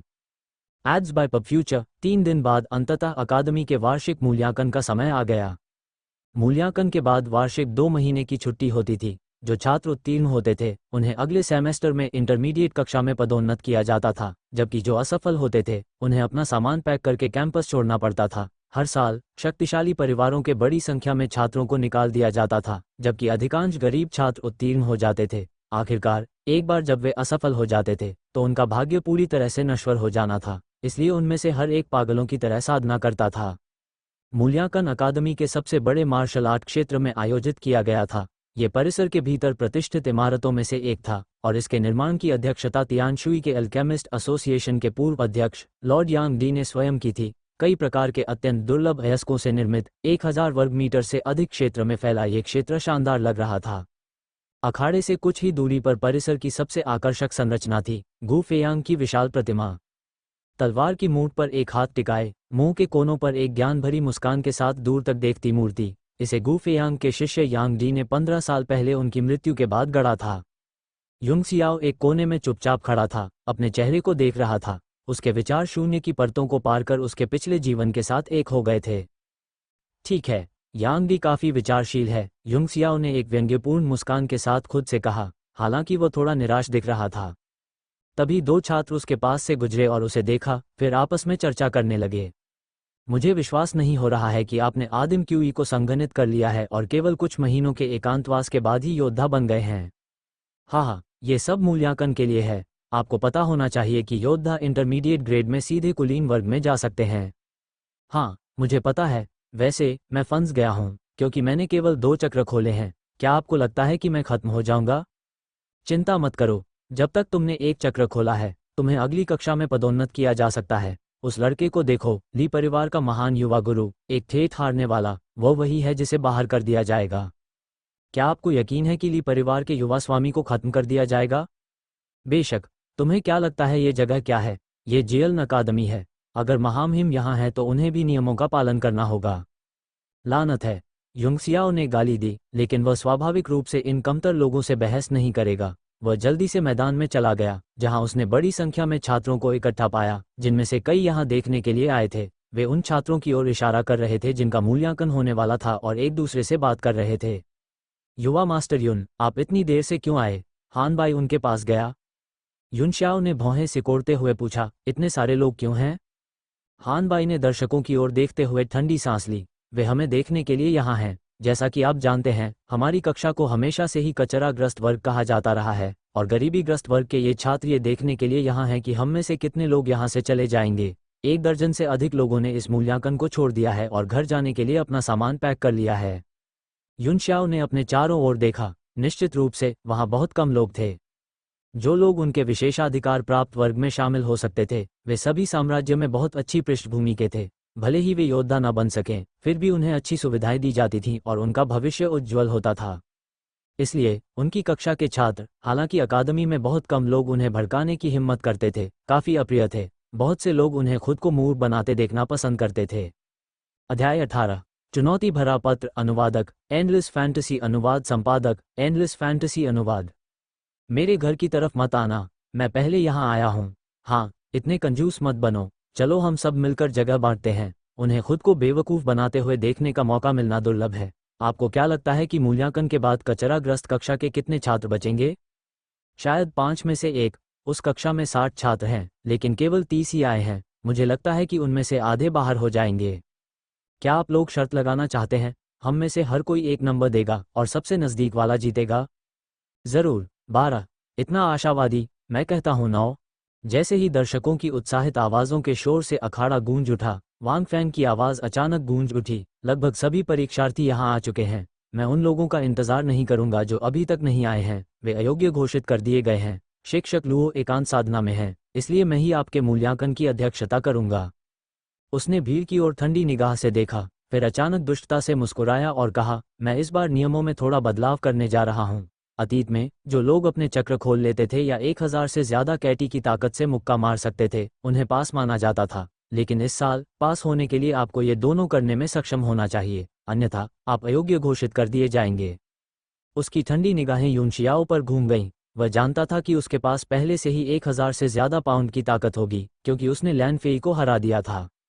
यूनशियाओ की आंखों में ठंडक की एक झलक चमक उठी जब वो स्थिर खड़ा था। हालांकि नए नियम ने बहुत चर्चा को जन्म दिया था, लेकिन कोई आपत्ति नहीं थी। ऐसा इसलिए था क्योंकि कक्षा के सभी छात्र गणमान्य व्यक्तियों के बच्चे थे, जिन्होंने या तो अपने चक्र खोल लिए थे और उनमें 1000 से ज्यादा बिल्लियों की ताकत थी, या वे कोई चक्र नहीं खोल सकते थे और उनमें एक मुर्गे को बांधने की भी ताकत नहीं थी। उनमें से कोई भी शक्तिशाली लोगों की तकनीक नहीं सीख सकता था और ऐसे अस्तित्व में नहीं आ सकता था जिनके पास बहुत ताकत थी, लेकिन वे एक भी चक्र नहीं खोल सकते थे। कौन प्रथम बनना चाहता है? वांग फैंग ने भीड़ पर ठंडी नजर डाली और आखिरकार उसकी नज़र यूनशाओ पर पड़ी।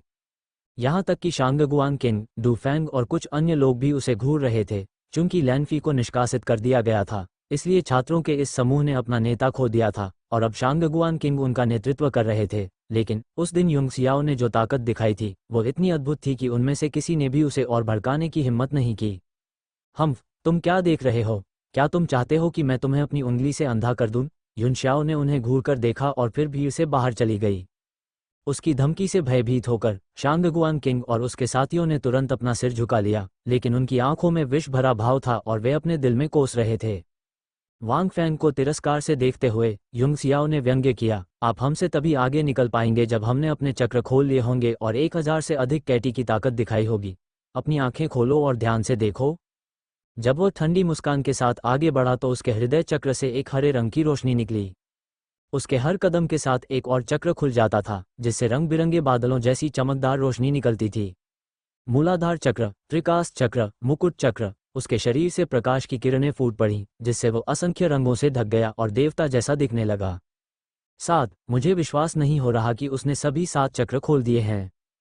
पब फ्यूचर द्वारा विज्ञापन, ये कैसे संभव है? मुझे लगा कि वह एक बेकार का टुकड़ा है। तुम मुझे बता रहे हो कि एक प्रसिद्ध हारने वाला अब मूल क्षेत्र से केवल एक कदम दूर है।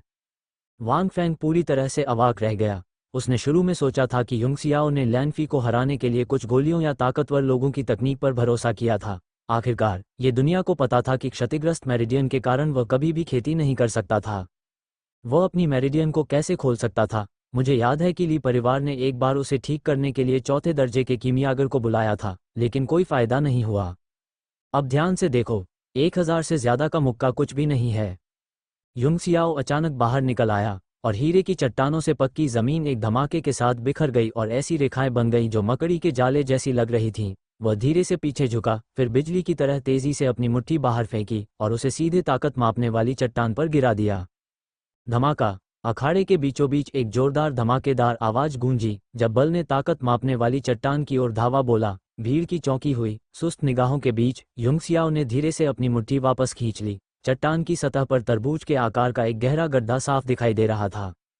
असंभव! उसने अपने पैर से जमीन पर एक निशान छोड़ा और अपनी मुट्ठी से चट्टान पर एक और निशान। मुझे लगा कि यह कुछ ऐसा है जो केवल एक योद्धा ही कर सकता है। उस निशान को देखो, यहाँ तक कि एक योद्धा जिसने अभी अभी सफलता प्राप्त की है, वह भी ऐसा नहीं कर सकता। उसने अवश्य ही किसी प्रकार की मार्शल तकनीक का उपयोग किया होगा। कई छात्रों को इस बात पर यकीन करना मुश्किल लगा, खास तौर पर प्रतिष्ठित वर्ग के छात्रों को। उनकी आंखें चौड़ी हो गईं, मानो वे पहली बार युनशाओ से मिले हों।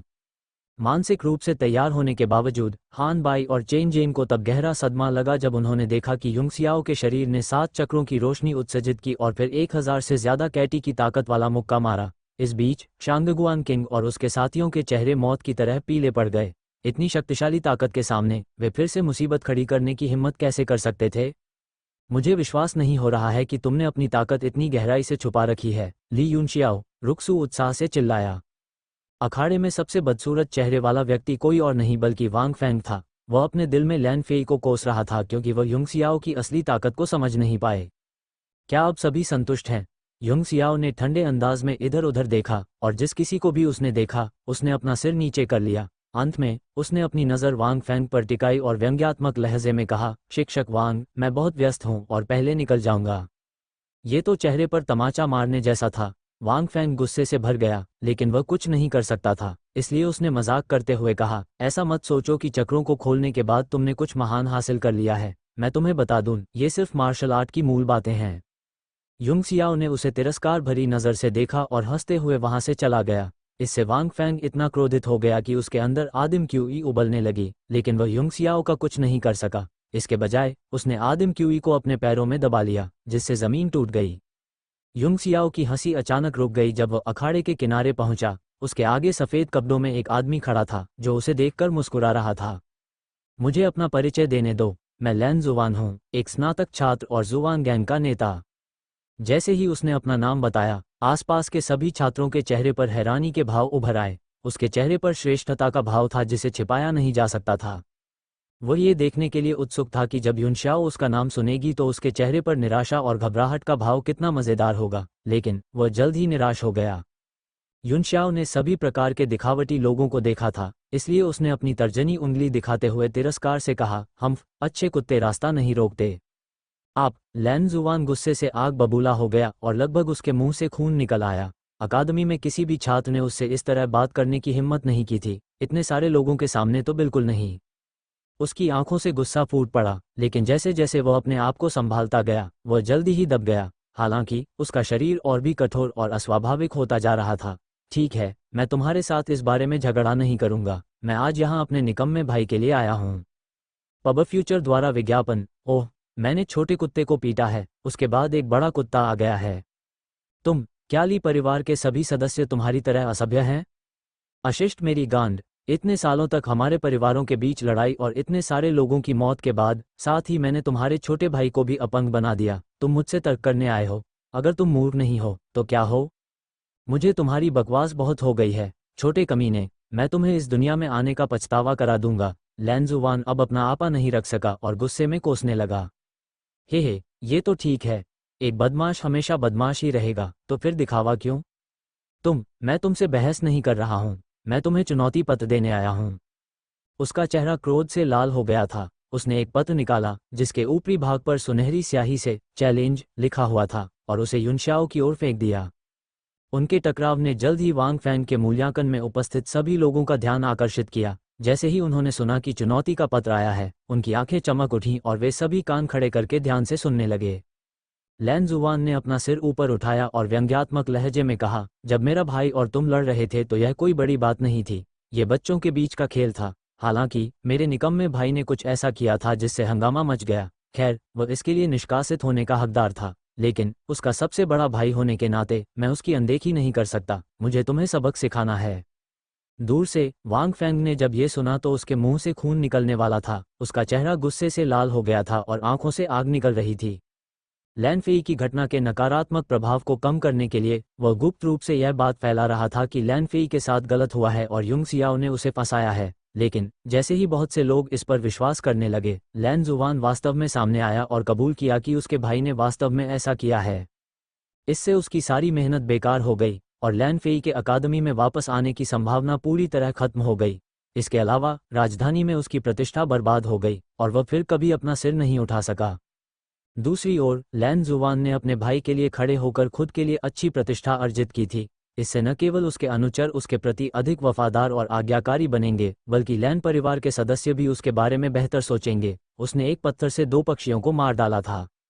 तो ये लैन फेई था जिसने ये किया। मुझे लगा कि उसके साथ अन्याय हुआ है। शुरू में तो मैंने भी यही सोचा था, लेकिन अब उसके सबसे बड़े भाई ने भी यह बात मान ली है। हाँ, पिछली बार मैं भी उसके साथ स्नानघर में नहा रहा था। अब ये सोचकर मुझे सिहरन होती है। मुझे लगता है कि तुम्हें सावधान रहना चाहिए। तुम जुवान गैंग के सदस्य हो। जुवान गैंग को क्या हो गया है? मुझे सावधान क्यों रहना चाहिए? हे, कुछ नहीं। मैंने तो सुना है कि ऐसी विचित्रता वंशानुगत होती है।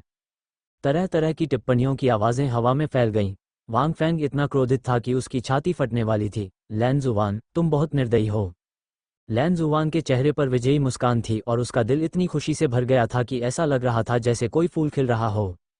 युंगसियाओ की ओर उंगली दिखाते हुए वह जोर से चिल्लाया, अब तुम्हारे पास दो विकल्प हैं, यहाँ घुटने टेको और कसम खाओ कि तुम मेरे परिवार के सदस्यों को फिर कभी नहीं छुओगे, और जब भी तुम भविष्य में मेरे परिवार के सदस्यों को देखो तो झुक जाओ और रास्ता दे दो, या फिर मुझसे लड़ो और मुझे तुम्हें पूरी तरह से अपंग करने दो, और फिर तुम घुटने टेक कर मुझसे माफ़ी मांगोगे। इस पर विचार करो। मेरा सुझाव है कि तुम पहला विकल्प चुनो, क्योंकि तुम्हारे लिए अपने वर्तमान स्तर तक साधना करना आसान नहीं था। वाह, ये तो बहुत क्रूर है। अगर वह पहला विकल्प चुनता है तो क्या वह भविष्य में भी अपना सिर ऊंचा रख पाएगा और खड़ा रह पाएगा? यह सही है, लेकिन अगर वह ऐसा नहीं चुनता है तो वह लैन जुवान से लड़ते हुए मर जाएगा। चेहरा या जीवन अधिक महत्वपूर्ण है, ये सब युनशाओ की पसंद पर निर्भर करता है। रुक्सू गुस्से में दौड़कर आया। लैन जुवान, तुम बहुत आगे निकल गई हो। तुम एक स्नातक छात्र हो और मैंने सुना है कि तुम 9 सितारा योद्धा बन गई हो, मार्शल मास्टर बनने और राज्य संरक्षकों में शामिल होने से बस एक कदम दूर, और फिर भी तुम एक प्रशिक्षु योद्धा को चुनौती दे रही हो जो योद्धा भी नहीं है। क्या तुम्हें कोई शर्म नहीं है? युंगसियाओ ने व्यंग्य किया, जब छोटा भाई समलैंगिक है और लड़कियों के अंडरवियर चुराने की आदत रखता है तो बड़ा भाई भी उससे दूर नहीं है। सेब कभी पेड़ से दूर नहीं गिरता, और लैन परिवार को कब से शर्म आ गई? अध्याय 19, गोली का शोधन। अनुवादक एंडलेस फैंटेसी अनुवाद संपादक एंडलेस फैंटेसी अनुवाद। लैन जुवान शर्मा गया, लेकिन वह तुरंत हंस पड़ा। अगर आपके पास कोई विकल्प चुनने का साहस नहीं है तो कहो, आपको एक महिला की स्कर्ट के नीचे क्यों छिपना है? तो ये ड्यूक जिंगुओ का सबसे बड़ा पोता है, जनरल फेलों का पहला जन्म। हा हा हा, मेरी गांड। पूह। युनशियाओ ने सीधे लैन जुवान के चेहरे की ओर कफ की एक गांठ थूकी जो इतनी ताकत से उड़ी कि हवा में सीटी भी बज उठी। लैन जुवान गुस्से में था, लेकिन चूंकि वह अपने हाथ से कफ को रोक नहीं सकता था, इसलिए उसे एक तरफ हटकर उसे चकमा देना पड़ा। देखने वालों की नज़र में वह युंगसियाओ के लिए रास्ता बना रहा था। अपने चेहरे पर व्यंग्यात्मक भाव लिए युंगसियाओ आगे बढ़ा, फिर अपनी मध्यमा उंगली उठाई और कहा, हालांकि तुम्हें कोई शर्म नहीं है, मैं तुम्हारी चुनौती स्वीकार करता हूँ। 3 दिन बाद मैं तुम्हें इस मार्शल आर्ट के मैदान में घुटनों के बल पर हरा दूंगा और तुम्हें मेरे जूते चाटने पर मजबूर करूंगा। वहां मौजूद सभी छात्र अवाक रह गए, जबकि हान बाई और चेन जेन इतने डर गए कि उनके चेहरे पीले पड़ गए। वे जल्दी से दौड़े और युंगसियाओ के पीछे खड़े होकर अपना समर्थन दिखाया और उसे आवेगपूर्ण न होने का आग्रह किया। रुक्सू ने भी जल्दी से कहा, नहीं युनशाओ, तुम गुस्से में ऐसा नहीं कर सकती। युंगसियाओ के दिल में गर्माहट महसूस हुई। हालांकि वह 15 सालों से उलझन में था और कुछ हासिल नहीं कर पाया था, लेकिन उसे कुछ सच्चे दोस्त मिल गए थे। अपने पिछले जीवन में वह महाद्वीप के शिखर पर खड़ा था, लेकिन वह बिल्कुल अकेला था। वह उन तीनों की ओर देखकर मुस्कुराया। उसके चेहरे पर उस धूप भरी मुस्कान ने तुरंत चेन जेन, हानबाई और रुक्सू को प्रभावित किया, उनकी चिंता को एक पल में शांत कर दिया और उन्हें 100% विश्वास दिलाया कि वह लड़ाई जीत जाएगा।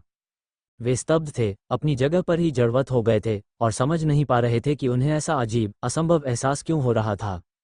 लैन जुवान भी स्तब्ध रह गया और उसका चेहरा गुस्से से लाल हो गया। उसने कभी नहीं सोचा था कि युंगसियाओ इतनी आसानी से चुनौती स्वीकार कर लेगा।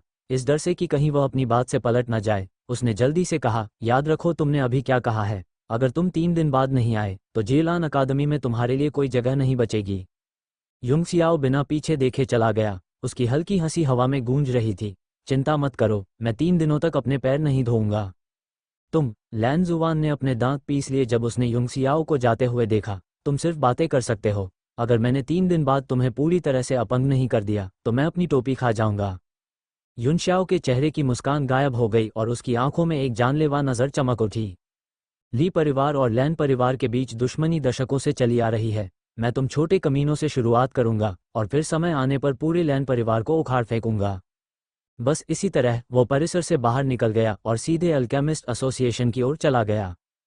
पहली मंजिल पर लॉबी में अभी भी चहल पहल थी। युंगसियाओ ने इधर उधर देखा और देखा कि एक प्रशिक्षु कीमियागर किसी औषधि को बनाने में ध्यान लगा रहा था। एक हल्की औषधीय गंध आई और उसे पता चल गया कि यह एक शक्तिशाली औषधि है जो अस्थायी रूप से योद्धा की ताकत बढ़ा सकती है। अब अकादमी का वार्षिक मूल्यांकन था और ये चीजें बहुत तेजी से बिक रही थीं। प्रशिक्षु विभिन्न औषधीय गुणों के बीच संघर्ष को संतुलित करने के लिए अपनी आत्मिक शक्ति को बर्तन में मिला रहा था, साथ ही समय समय पर उसमें अन्य चीजें भी डाल रहा था। युंगसियाओ मुस्कुराया और वह प्रशिक्षु को चेतावनी देने से खुद को नहीं रोक सका, तुमने बहुत ज्यादा क्रॉस रिफाइनिंग घास मिला दी है। औषधीय गुणों को बेअसर करने के लिए तुम्हें धूल का फूल मिलाना होगा, नहीं तो ये 5 सांसों में फट जाएगा। प्रशिक्षु ने ऊपर देखा और जब उसे पता चला कि वह इस आदमी को नहीं जानता तो उसने झुंझलाकर कहा, तुम्हें क्या पता, मुझे परेशान मत करो। 3 सांसें, 2 सांसें, युंगसियाओ ने धीमी आवाज में गिनती की। आखिरकार जब उसने कहा 1 सांस, तो प्रशिक्षु का चेहरा उतर गया क्योंकि बर्तन में शांत औषधि अचानक उबल गई और धमाके के साथ फट गई। ये प्रशिक्षु पूरी तरह से अवाक रह गया। यह कोई बहुत बड़ा विस्फोट नहीं था और उस पर बस औषधि का छींटा पड़ गया था। लॉबी में इस तरह की घटना दिन में दर्जनों बार होती थी, इसलिए किसी ने उस पर ध्यान नहीं दिया। आपको कैसे पता चला कि मैंने बहुत ज्यादा क्रॉस रिफाइनिंग घास डाल दी है? प्रशिक्षु ने आश्चर्य से पूछा। मुझे इसकी गंध आ रही है। मैं जिया रोंग को ढूंढ रहा हूँ। क्या तुम मुझे उसके बारे में बता सकते हो? तुम्हें इसकी गंध आ रही थी? प्रशिक्षु के चेहरे पर अविश्वास का भाव स्पष्ट था। मास्टर जिया रोंग हर समय एकांत में रहते हैं और मुझे उनके पास जाने का कोई अधिकार नहीं है। तभी एक सुंदर आकृति पास आई और बड़ी चिंता से पूछा, तुम फिर से असफल हो गए भाई, क्या तुम्हें चोट लगी है? प्रशिक्षु ने अपना सिर हिलाया और कहा, मैं ठीक हूँ, बस गीला हूँ। बात बस इतनी है कि मैंने ये सामग्री बर्बाद कर दी है। मैं कितना असफल हूँ। खूबसूरत लड़की को देखकर युनशाओ मुस्कुराई और बोली, मिस लू याओ। लू याओ ने आश्चर्य से मुड़कर कहा, ये तो आप हैं। युनशाओ ने एक सज्जन व्यक्ति का रूप धारण किया और कहा, यह मेरे लिए खुशी की बात है कि एक खूबसूरत लड़की मुझे याद कर रही है। लू याओ ने हंसते हुए कहा, मास्टर लियांग ने आपका नुस्खा पढ़ने के बाद आपकी बहुत प्रशंसा की। मास्टर लियांग ने उसकी बहुत प्रशंसा की। लू याओ के भाई लूयू ने आश्चर्य से कहा, क्या आप एक कीमियागर हैं? मैं था, लेकिन इस समय नहीं। मैं जिया रोंग को देखना चाहता हूँ, तो क्या तुम उसे मेरे लिए बता सकती हो, सुंदर महिला? लू याओ थोड़ा चौंक गई। मास्टर जिया रोंग? वो अभी अभी एकांतवास से बाहर आया है, मेरे साथ आओ। फिर वह लूयू की ओर मुड़ी और बोली, हार मत मानो भाई, कुछ और बार कोशिश करो और तुम अंततः सफल हो जाओगे। शायद मुझ में कीमियागर बनने का हुनर नहीं है, लूयू ने कड़वाहट से कहा। यह सिर्फ एक साधारण शक्तिवर्धक औषधि है और फिर भी मैं इसे 1 दर्जन से ज्यादा बार आजमाने के बाद भी नहीं बना सकता। सामग्री बहुत महंगी है और हमारे पास इस तरह बर्बाद करने के लिए और पैसे नहीं हैं। इसके अलावा मैं अब जवान नहीं रहा। मैं अगले कुछ दिनों में एक परिवार ढूंढकर उनके साथ रहने की योजना बना रहा हूँ। इससे लू याओ चौंक गया। ऐसा मत करो भाई, तुम्हें खुद पर भरोसा रखना होगा। मेरे दिल में तुम सबसे अच्छे हो। लू यू की आंखें चमक उठीं, लेकिन जल्द ही फिर से फीकी पड़ गईं। आप इतने सालों से मेरी पढ़ाई के लिए पैसे कमाने के लिए कड़ी मेहनत कर रहे हैं और मैं अब आप पर बोझ नहीं बनना चाहता। जब ये सारी सामग्री खत्म हो जाएगी और मैं फिर भी ताकत बढ़ाने वाली औषधि नहीं बना पाऊंगा तो मैं हार मान लूंगा। अचानक युंगसियाओ ने हंसते हुए कहा, 3 कम क्रॉस रिफाइनिंग घास जोड़ें और अगर पोषण का रंग बहुत हल्का है तो एक क्रॉसिंग क्लाउड मशरूम जोड़ें। मेरा विश्वास करो, तुम ये कर सकते हो। क्या आप एक कीमियागर हैं? क्या मैंने तुम्हें अभी नहीं बताया? मैं ऐसा करता था, लेकिन इस समय नहीं। लू याओ ने उत्साहपूर्वक कहा, भाई, जो उसने कहा है उसे करके देखो। पिछली बार जब वह यहाँ लाया था तो मास्टर लियांग ने भी उसकी तारीफ की थी। कुछ क्षण सोचने के बाद लू यू ने कहा, ठीक है, मैं कोशिश करूंगा। युनशाओ मुस्कुराई और फिर लू याओ के पीछे दूसरी मंजिल पर चली गई। ये पहली बार था जब युनशाओ दूसरी मंजिल पर आया था, लेकिन चूंकि महाद्वीप के सभी अल्केमिस्ट टावर्स का लेआउट बिल्कुल ऐसा ही था, इसलिए उसे ये जगह अजीब नहीं लगी। जल्द ही वे एक दरवाजे के सामने आ गए और लू याओ ने सावधानी से उस पर दस्तक दी। जिया रोंग की अधीर आवाज तुरंत गूंज उठी, जैसे कि उसकी साधना विचलित हो गई हो। लू याओ का दिल धड़क उठा और उसने आशंका में कहा, एक युवक है जो खुद को यंग मास्टर युन कहता है और वह आपको ढूंढ रहा है। युवा मास्टर युन? एक चौंकने वाली आवाज गूंजी। उसके बाद एक के बाद एक कई आवाजें आईं, जैसे कि कोई बहुत सी चीजें गिरा रहा हो। अगले ही पल दरवाजा खुल गया। युवा मास्टर युन? चेहरे पर श्रद्धा के भाव के साथ जिया रोंग जल्दी से एक तरफ हट गया और युंगसियाओ के लिए रास्ता बनाया। लू याओ स्तब्ध रह गई और उसका चेहरा अविश्वास से भर गया। मास्टर जिया रोंग को क्या हो गया, जो हमेशा इतना घमंडी और घमंडी था? वह एक युवा व्यक्ति के साथ इतना विनम्र क्यों था? नहीं, यह विनम्रता नहीं बल्कि श्रद्धा थी। राष्ट्रपति से मिलते समय की तुलना में उसका चेहरा और भी अधिक श्रद्धापूर्ण था। युनशाओ मुस्कुराई और जमे हुए लू याओ से कहा, अब आप हमें छोड़ सकते हैं। लू याओ के जल्दी से चले जाने के बाद युनशाओ कमरे में घुसा। यह विशाल था और सभी प्रकार के शोधन उपकरणों और सरणियों से भरा हुआ था। एक कोने में केवल एक छोटा सा आराम करने का स्थान था, जहां कुछ बढ़िया चमड़े के सोफे और एक छोटा सा बिस्तर रखा हुआ था। कीमियागर की शानदार स्थिति उनकी दिन रात की साधना के माध्यम से प्राप्त हुई थी। हालांकि हर कीमियागर के पीछे किस्मत होती है, लेकिन दृढ़ता और कड़ी मेहनत भी जरूरी थी। युवा मास्टर युन, न केवल मेरी आत्मा शक्ति पूरी तरह से ठीक हो गई है, बल्कि मैंने एक सफलता भी हासिल की है। एक वास्तविक सफलता, जिया रोंग ने उत्साह से कहा। सफलता मिलने के बाद से उसके पास बात करने के लिए कोई नहीं था, और अब उसे आखिरकार कोई ऐसा मिल गया था जो उसकी बात सुन सकता था। तुम इतनी छोटी सी बात पर इतने उत्साहित क्यों हो रहे हो? युंग सियाओ ने उसे घूर कर देखा। मेरे पास इन छोटी छोटी बातों को सुनने का समय नहीं है। जब तुम छठी श्रेणी के कीमियागर बन जाओ तब मुझसे बात करना।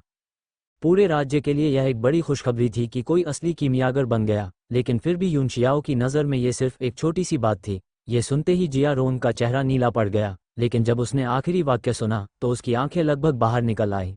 छठी श्रेणी, एक ग्रैंड मास्टर, वह आश्चर्य से चिल्लाया। ये कैसे संभव है? मैं इतना प्रतिभाशाली नहीं हूँ। युनशियाओ ने उदासीनता से कहा, बेशक आप इतने प्रतिभाशाली नहीं हैं, लेकिन मैंने आपको जो आत्मा साधना तकनीक सिखाई है उसके साथ आप अभी भी इसे प्राप्त कर सकते हैं। जिया रोंग इस बार पूरी तरह से पागल हो गया था और उसने खुद से कहा, छठी श्रेणी, मैं छठी श्रेणी तक पहुंच सकता हूं। तुमने मुझसे झूठ नहीं बोला, है ना? युंग सियाओ ने भौहें सिकोड़ते हुए ठंडे स्वर में कहा, मत भूलो कि तुम कौन हो। तुम्हें क्या लगता है कि तुम इस लायक हो कि मैं तुमसे झूठ बोलूं? मेरी नज़र में छठा स्तर सिर्फ एक छोटी सी चीज़ है। वैसे भी मुझे कुछ गोलियां ठीक करने में तुम्हारी मदद चाहिए। हाँ, जिया रोंग के माथे से ठंडे पसीने की बूंदें फूट पड़ी। छठा स्तर तो बस एक प्रारंभिक अवस्था थी। हालांकि यह युवा मास्टर युन रहस्यमय था, लेकिन वो शेख ही बघार रहा होगा। युंग सियाओ ने सिर हिलाया और कहा, एक मूल को प्रभावित करने वाली गोली है और दूसरी मूल को नष्ट करने वाली गोली है। एक मूल प्रभावकारी गोली और एक मूल नष्ट करने वाली गोली। चौंककर जिया रोंग ने कहा, ये दोनों गोलियां दूसरे स्तर के बहुत करीब हैं। मुझे अभी अभी पहले स्तर पर पदोन्नत किया गया है। मुझे डर है कि मैं उन्हें परिष्कृत नहीं कर पाऊंगा। युंग सियाओ ने व्यंग्य करते हुए कहा, मेरे यहाँ रहते हुए तुम्हें किस बात का डर है? सामग्री तैयार करो, मेरे पास बर्बाद करने के लिए समय नहीं है। जिया रोंग स्तब्ध रह गया। क्या यंग मास्टर युन मुझे गोली शोधन में मार्गदर्शन देंगे? क्या वो एक कीमियागर भी हो सकते हैं? लेकिन ये कैसे संभव है? हालांकि वह अपने दिल में बड़बड़ा रहा था, उसने युंग सियाओ के कहे अनुसार किया। जल्द ही उसने किसी से दोनों गोलियों के लिए सामग्री के 3 सेट मंगवा लिए। मुझे प्रत्येक गोली के लिए केवल एक की आवश्यकता है, तो आपने सामग्री के 3 सेट क्यों तैयार किए? युन शियाओ ने पूछा। जिया रोंग ने व्यंग्यात्मक ढंग से मुस्कुराते हुए कहा, ये युवा मास्टर युन वास्तव में कोई कीमियागर नहीं है, क्योंकि वह गोली शोधन की सफलता दर के बारे में नहीं जानता। उन्होंने समझाया, एक प्रथम श्रेणी का कीमियागर एक प्रथम श्रेणी की गोली को 60% से अधिक की सफलता दर के साथ परिष्कृत कर सकता है, न कि 100%। इस तरह की गोली को परिष्कृत करने की सफलता दर, जो दूसरे स्तर के बहुत करीब है, और भी कम है। वास्तव में मुझे नहीं लगता कि सामग्री के 3 सेट भी पर्याप्त हैं, लेकिन स्टॉक में केवल 3 सेट हैं, और मैंने किसी से मेरे लिए और अधिक खोजने के लिए कहा है। युंग सियाओ ने नाक भान सिकोड़ी। बिना कुछ कहे वह सीधे रिफाइनिंग उपकरण के पास गया और उन पर नजर डालते हुए बोला, चलो शुरू करते हैं। मैं तुम्हें जो कदम बताऊंगा तुम वैसा ही काम करोगे। जिया रोंग को इस पर विश्वास करना कठिन लगा, लेकिन उसने अपने दिल में संदेह को दबा लिया और युनशियाओ के मार्गदर्शन में गोली शोधन प्रक्रिया शुरू कर दी। अध्याय 20, शुद्धिकरण अनुवादक, एंडलेस फैंटेसी अनुवाद संपादक, एंडलेस फैंटेसी अनुवाद। गोलियों को परिष्कृत करने की प्रक्रिया में विभिन्न जड़ी बूटियों के गुणों को आत्मिक शक्ति के साथ मिश्रित करना था, और सबसे महत्वपूर्ण और कठिन चरण औषधीय शक्ति को संतुलित करना था। सबसे पहले जड़ी बूटियों को शुद्ध करें।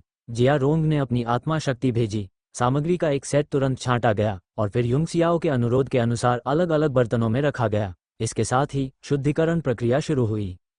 जैसे जैसे समय बीतता गया, युंग सियाओ ने मूर्ख और बेवकूफ़ शब्दों का अनगिनत बार इस्तेमाल करके डांटा, और जिया रोंग ने उन्हें जबड़े बंद करके जवाब दिया। पूरी शोधन प्रक्रिया के दौरान वह पूरी तरह उलझन में था। पहले तो वह चरणों और विधियों को याद कर रहा था, लेकिन बाद के चरण में वह केवल यंत्रवत निर्देशों का पालन कर सकता था। लगभग पूरी तरह से थक चुका था। बस बहुत हो गया, गोलियां वापस ले लो। युंग सियाओ का आदेश जिया रोंग को दी गई माफी की तरह था, क्योंकि वह अब और नहीं रुक सकता था। जल्दी से उसने अपनी आत्मा की शक्ति वापस खींची और अपने हाथ से प्राइमोर्डियल क्यूई की एक धारा निकाली। इसके साथ ही 2 गोलियां उसकी पकड़ में आने से पहले हवा में कुछ बार घूमी। एक मूल प्रभावकारी गोली और एक मूल नष्ट करने वाली गोली। मैंने ये किया, मैंने वाकई यह किया। जिया रोंग का पूरा शरीर कांप रहा था और उसे बिल्कुल भी थकान महसूस नहीं हो रही थी, भले ही उसकी आत्मा की शक्ति समाप्त हो गई थी। और मैंने एक ही समय में दोनों को परिष्कृत किया। हे भगवान, मैंने अभी क्या किया है? ये कैसे संभव है? उसने उत्साह से कहा। शोधन प्रक्रिया के दौरान डांट खाने से जो नाराजगी उसे हुई थी वह भी खत्म हो गई थी, और वह वास्तव में चाहता था कि उसे हर दिन इस युवा मास्टर युन द्वारा मूर्ख और बेवकूफ़ कहकर डांटा जाए, जब तक कि उसे उनका मार्गदर्शन प्राप्त हो सके। युनशाओ ने उससे गोलियां ले ली। उन्हें देखने के बाद उसने भौहें सिकोड़ी और कहा, शुद्धता इतनी कम क्यों है? तुमने इतना बेकार पदार्थ परिष्कृत किया है और फिर भी तुम चिल्लाने की हिम्मत रखते हो?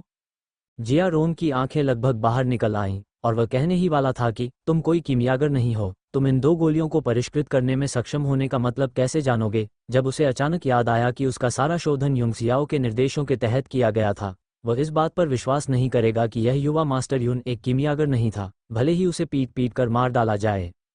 अब युंगसियाओ न केवल अपने दिल में एक कीमियागर था, बल्कि एक ऐसा अस्तित्व भी था जो उसके ज्ञान से परे था। उसने ये सोचकर तुरंत अपना मुंह बंद कर लिया, और जब उसे याद आया कि युंगसियाओ ने पहले उसके बारे में क्या कहा था कि वह 6ठे दर्जे का कीमियागर बन जाएगा, तो वह उस पर विश्वास करने से खुद को रोक नहीं सका और उसका शरीर उत्साह से कांप रहा था। तुम्हारे देखने से लगता है कि तुम लगभग पूरी तरह थक चुके हो। ऐसा लगता है कि मुझे उन्हें खुद ही शुद्ध करना होगा। बहुत तकलीफ दे, युंगसियाओ ने बड़बड़ाते हुए कहा। लेकिन अगर यह सिर्फ शुद्धिकरण है तो एक उन्नत प्रशिक्षु स्तर की मेरी आत्मा शक्ति पर्याप्त से ज्यादा है। उसने अपनी आत्मा शक्ति से गोलियां लपेट लीं और उन्हें सरनी के ऊपर घुमाया, दोनों हाथों से एक मंत्रोच्चार मुद्रा का प्रदर्शन किया। इसके साथ ही यिन ज्वाला की लपटें सरनी से बाहर निकलीं और गोलियों पर जलने लगीं। शुद्धिकरण। जिया रोंग तुरंत अवाक रह गया। खत्म हो चुकी गोलियों को और भी शुद्ध किया जा सकता है? मैंने सोचा था कि केवल अवयवों को ही शुद्ध किया जा सकता है। युंगसियाओ उसे समझाने में बहुत आलसी था। इसके बजाय उसके हाथ मंत्रोच्चार की मुद्रा में चमक रहे थे क्योंकि वह सावधानी से सरनी पर जलने को नियंत्रित कर रहा था।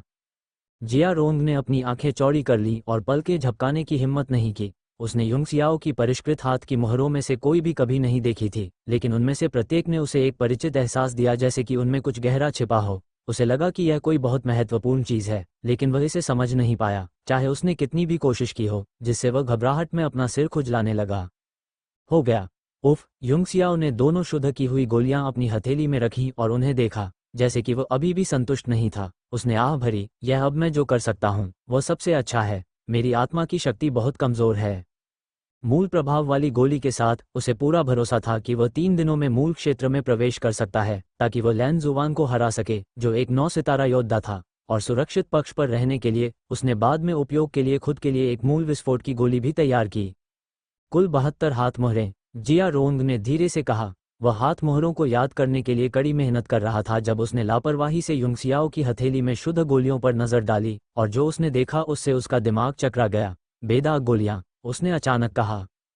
ग्रेड के आधार पर वर्गीकरण के अलावा औषधीय गोलियों को शुद्धता के आधार पर भी वर्गीकृत किया जा सकता है। आमतौर पर जब किसी गोली की शुद्धता 90% से ज्यादा होती थी तो उसे दोषरहित गोली कहा जाता था। हालांकि कीमियागर के कौशल के अलावा दोषरहित गोली का बनना कुछ हद तक किस्मत पर भी निर्भर करता था।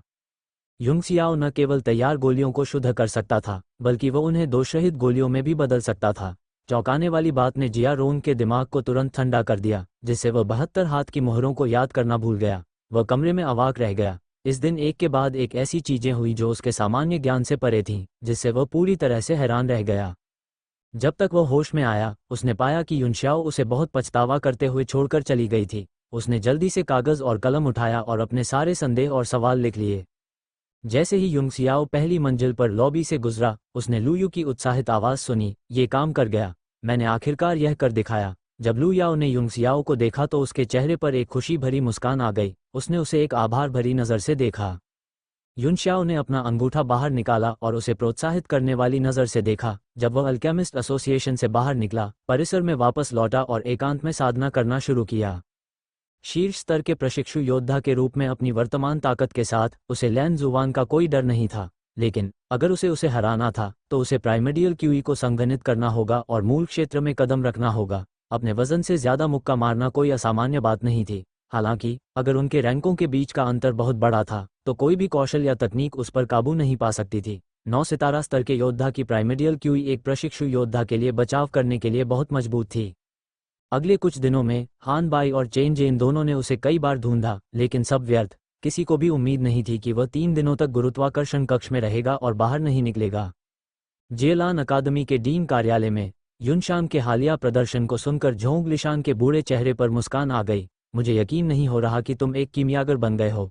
हाँ, सैकड़ों सालों में तुम्हें यांग दी के बाद सबसे ताकतवर माना जा सकता है, लेकिन उसने अपना चेहरा सीधा किया और गुर्राया, तुमने मुझे इतनी महत्वपूर्ण बात के बारे में तुरंत क्यों नहीं बताया? मुझे इसके बारे में तब तक कुछ नहीं पता था जब तक कि महामहिम की दावत का निमंत्रण नहीं आया। क्या तुम अब भी मुझे जियलन अकादमी का डीन मानते हो? युनशांग ने शर्मिंदगी से मुस्कुराते हुए कहा, मुझे उम्मीद नहीं थी कि महामहिम का निमंत्रण इतनी जल्दी आएगा। चूंकि मैंने अभी अभी सफलता प्राप्त की है, मेरी आत्मा की शक्ति अभी भी स्थिर नहीं है, इसलिए मैं पिछले कुछ दिनों से इसे एकांत में स्थिर कर रहा था। मैंने बाहर आने के बाद आपको सूचित करने की योजना बनाई थी। झोंग लिशान ने हाथ हिलाया और कहा, इसे यहीं रहने दो। पूरी युवा पीढ़ी में तुम मेरे पसंदीदा हो। इस साल तुम 21 साल के हो और फिर भी तुमने 4 चतुर्भुज क्षेत्र के 3 सितारे हासिल किए हैं, साथ ही एक प्रथम श्रेणी के कीमियागर भी बन गए हो। तुम्हारा भविष्य असीम है। मैं दावत के दौरान सभी को सूचित करने की योजना बना रहा हूं कि मैं तुम्हें जियलन अकादमी के उप डीन के रूप में पदोन्नत करूंगा। Vice dean? युनशांग ने चौंकते हुए कहा, ऐसा कैसे हो सकता है? मैं? डीन ने उसे टोकते हुए कहा, अगर तुम नहीं तो मैं किसी और के बारे में नहीं सोच सकता। अकादमी में वाकई कुछ बूढ़े संकी लोग हैं जिनका साधना आधार तुमसे ज्यादा है, लेकिन वे बूढ़े हैं और तुम उनके साथ साथ आत्मा की साधना कर रहे हो। इसके अलावा तुम राज्य संरक्षकों के 5 कमांडरों में से एक हो। जब तुम ये पद ग्रहण करोगे तभी दूसरे लोग आश्वस्त होंगे। युनशांग चुप हो गया। उसे डर था कि अगर वह लगातार मना करती रही तो झोंग लिशान नाराज हो जाएगा। नतीजतन कार्यालय में अचानक सन्नाटा छा गया। अचानक खिड़की से शोर की आवाज आई और उसने देखा कि कई छात्र मार्शल आर्ट के मैदान की ओर जा रहे हैं। क्या हो रहा है? छात्र मैदान की ओर क्यों जा रहे हैं? उसने आश्चर्य से पूछा। ये थोड़ा अजीब है, झोंग लिशान ने मुस्कुराते हुए कहा। आपकी प्रतिष्ठित कक्षा के छात्रों में से एक ली युनशाओ ने स्नातक छात्र लैन जुवान की चुनौती स्वीकार कर ली है, जो जुवान गैंग का नेता भी है। वे लैन फेई की घटना को लेकर मार्शल आर्ट के मैदान में एक दूसरे से लड़ेंगे। ली युनशाओ ने लैन जुवान की चुनौती स्वीकार कर ली है। लैन फेई की घटना? युनशांग चिल्लाया, मेरी अनुपस्थिति में क्या हुआ? झोंग लिशान ने उसे जो कुछ हुआ उसका संक्षिप्त विवरण दिया, और जब उसने अपनी बात समाप्त की तो उसने नाक भान सिकोड़ते हुए कहा, ये प्रतिष्ठित बच्चे अकादमी में नियंत्रण से बाहर हो रहे हैं। उन्हें एक दूसरे से लड़ने देना कोई बुरा विचार नहीं हो सकता है। मुझे विश्वास नहीं हो रहा है कि लैन फेई को निष्कासित कर दिया गया। युनशांग एक पल के लिए स्तब्ध रह गई और फिर उसने जल्दी से कहा, नहीं, मुझे उन्हें रोकना होगा। ली युनशाओ एक हारा हुआ व्यक्ति है जो अपना चक्र भी नहीं खोल सका। वह लैन जुवान को कभी नहीं हरा सकता। वह गाली की तलाश में है। झोंग लिशान की आंखें आश्चर्य से चमक उठी। एक हारा हुआ व्यक्ति जो अपना चक्र भी नहीं खोल सका। युनशांग, तुम और मैं दोनों ही इस युवा मास्टर युन द्वारा धोखा खा गए। 3 दिन पहले उसने मार्शल आर्ट क्षेत्र में मूल्यांकन के दौरान 7 चक्र खोले थे और 1000 से ज्यादा कैटीज के बल के साथ मुक्का मारा था। हे, मुझे उम्मीद नहीं थी कि इस बदमाश के पास इतनी साजिश करने वाला दिमाग होगा, जो अपनी ताकत को इतनी गहराई से छिपाए हुए होगा। मुझे लगता है कि अब तक वह मूल क्षेत्र में घुस चुका होगा। ली युनशाओ 1000 से ज्यादा कैटीज की ताकत से मुक्का मार सकता है और हो सकता है कि उसने ओरिजिन क्षेत्र में सेंध लगाई हो। युनशांग अब पूरी तरह से अवाक रह गया था। ये कैसे संभव है? वह मुझसे अपनी ताकत नहीं छिपा सकता था। क्या ऐसा हो सकता है कि उसने पिछले कुछ दिनों में सफलता हासिल की हो? नहीं, ऐसा नहीं हो सकता। ये और भी बेतुका होगा। वो अचानक मुड़ी और दरवाजे की ओर चली गई। मैं ऐसा नहीं होने दूंगी, उसने गहरी आवाज में कहा। भले ही वो मूल क्षेत्र में घुस गया हो, फिर भी वह लैन जुवान का मुकाबला नहीं कर सकता। लैन जुवान माइनर पावर चार्ट में 3रे स्थान पर है और मुझे डर है कि वह मार्शल मास्टर बनने से सिर्फ एक कदम दूर है। उस दिन क्लास में युंग सियाओ का फिगर उसके दिमाग में कौंध गया। उसे हमेशा लगता था कि वह पहले से बहुत अलग है और उसकी चमकदार आंखें उसे असहज भी महसूस कराती थीं। यह उसके मार्गदर्शन की वजह से ही था कि वह आसानी से प्रथम श्रेणी की कीमियागर बन पाई और इसके लिए वह उसे किसी के द्वारा अपंग नहीं होने दे सकती थी। झोंग लिशान थोड़ा हैरान हुआ। मैं तुम्हारे साथ चलूंगा और देखूंगा कि आजकल छात्रों का स्तर क्या है। माइनर पावर चार्ट में 3रा स्थान। हे, दिलचस्प। 10 गुना गुरुत्वाकर्षण कक्ष में यूहे झेंग ये कहने से खुद को नहीं रोक सका। लैंडुओ, वो कचरा आज लैन जुवान से लड़ने जा रहा है। क्या हम वास्तव में इसे नहीं देखेंगे? लैंडुओ की आंखों में घृणा की चमक थी। उसे यूहे झेंग से कम लगाव होता जा रहा था। तो तुम जाओ, मैं आज़ाद नहीं हूँ। लैन जुवान माइनर पावर चार्ट पर भाई लिन से सिर्फ एक पायदान नीचे है, इसलिए वह जोकर सिर्फ खुद को बेवकूफ़ बना रहा है। लेकिन लैन जुवान भी इससे बेहतर नहीं है, क्योंकि वह सिर्फ कमज़ोरों को चुनता है। सिर्फ भाई लिन और बाई चेंगफेंग ही मेरे दिल में सच्चे विशेषज्ञ हैं। यू हे जिंग को बुरा लगा जब उसने लिन यू का जिक्र करते हुए उसके चेहरे पर मुस्कान देखी। चूंकि तुम नहीं जा रही हो, इसलिए मैं खुद जाऊंगा। मैं हमेशा से देखना चाहता था कि वो बकवास कैसे मरता है। जाते समय यू हे जिंग की पीठ की ओर देखते हुए लैंडो ने तिरस्कारपूर्वक कहा, वह ली यूंग सियाओ को नहीं हरा सकता, इसलिए जब कोई और उसे हराता है तो उसे मजा आता है। मुझे विश्वास नहीं होता कि यह यू हेजिंग इतना कमज़ोर है। जैसे ही यू हेजिंग को गुरुत्वाकर्षण कक्ष से दूर टेलीपोर्ट किया जा रहा था, उसकी नज़र एक परिचित आकृति पर पड़ी जिसने अपने थके हुए शरीर को भी टेलीपोर्टेशन सरनी में खींच लिया और गायब हो गया। उस आकृति ने उसकी थकान के अलावा उसे अकेलेपन और गर्व का एहसास कराया जिसने उसे चौंका दिया, अपने आश्चर्य को रोकने में असमर्थ। वो बुदबुदाई, ली युंगसियाओ,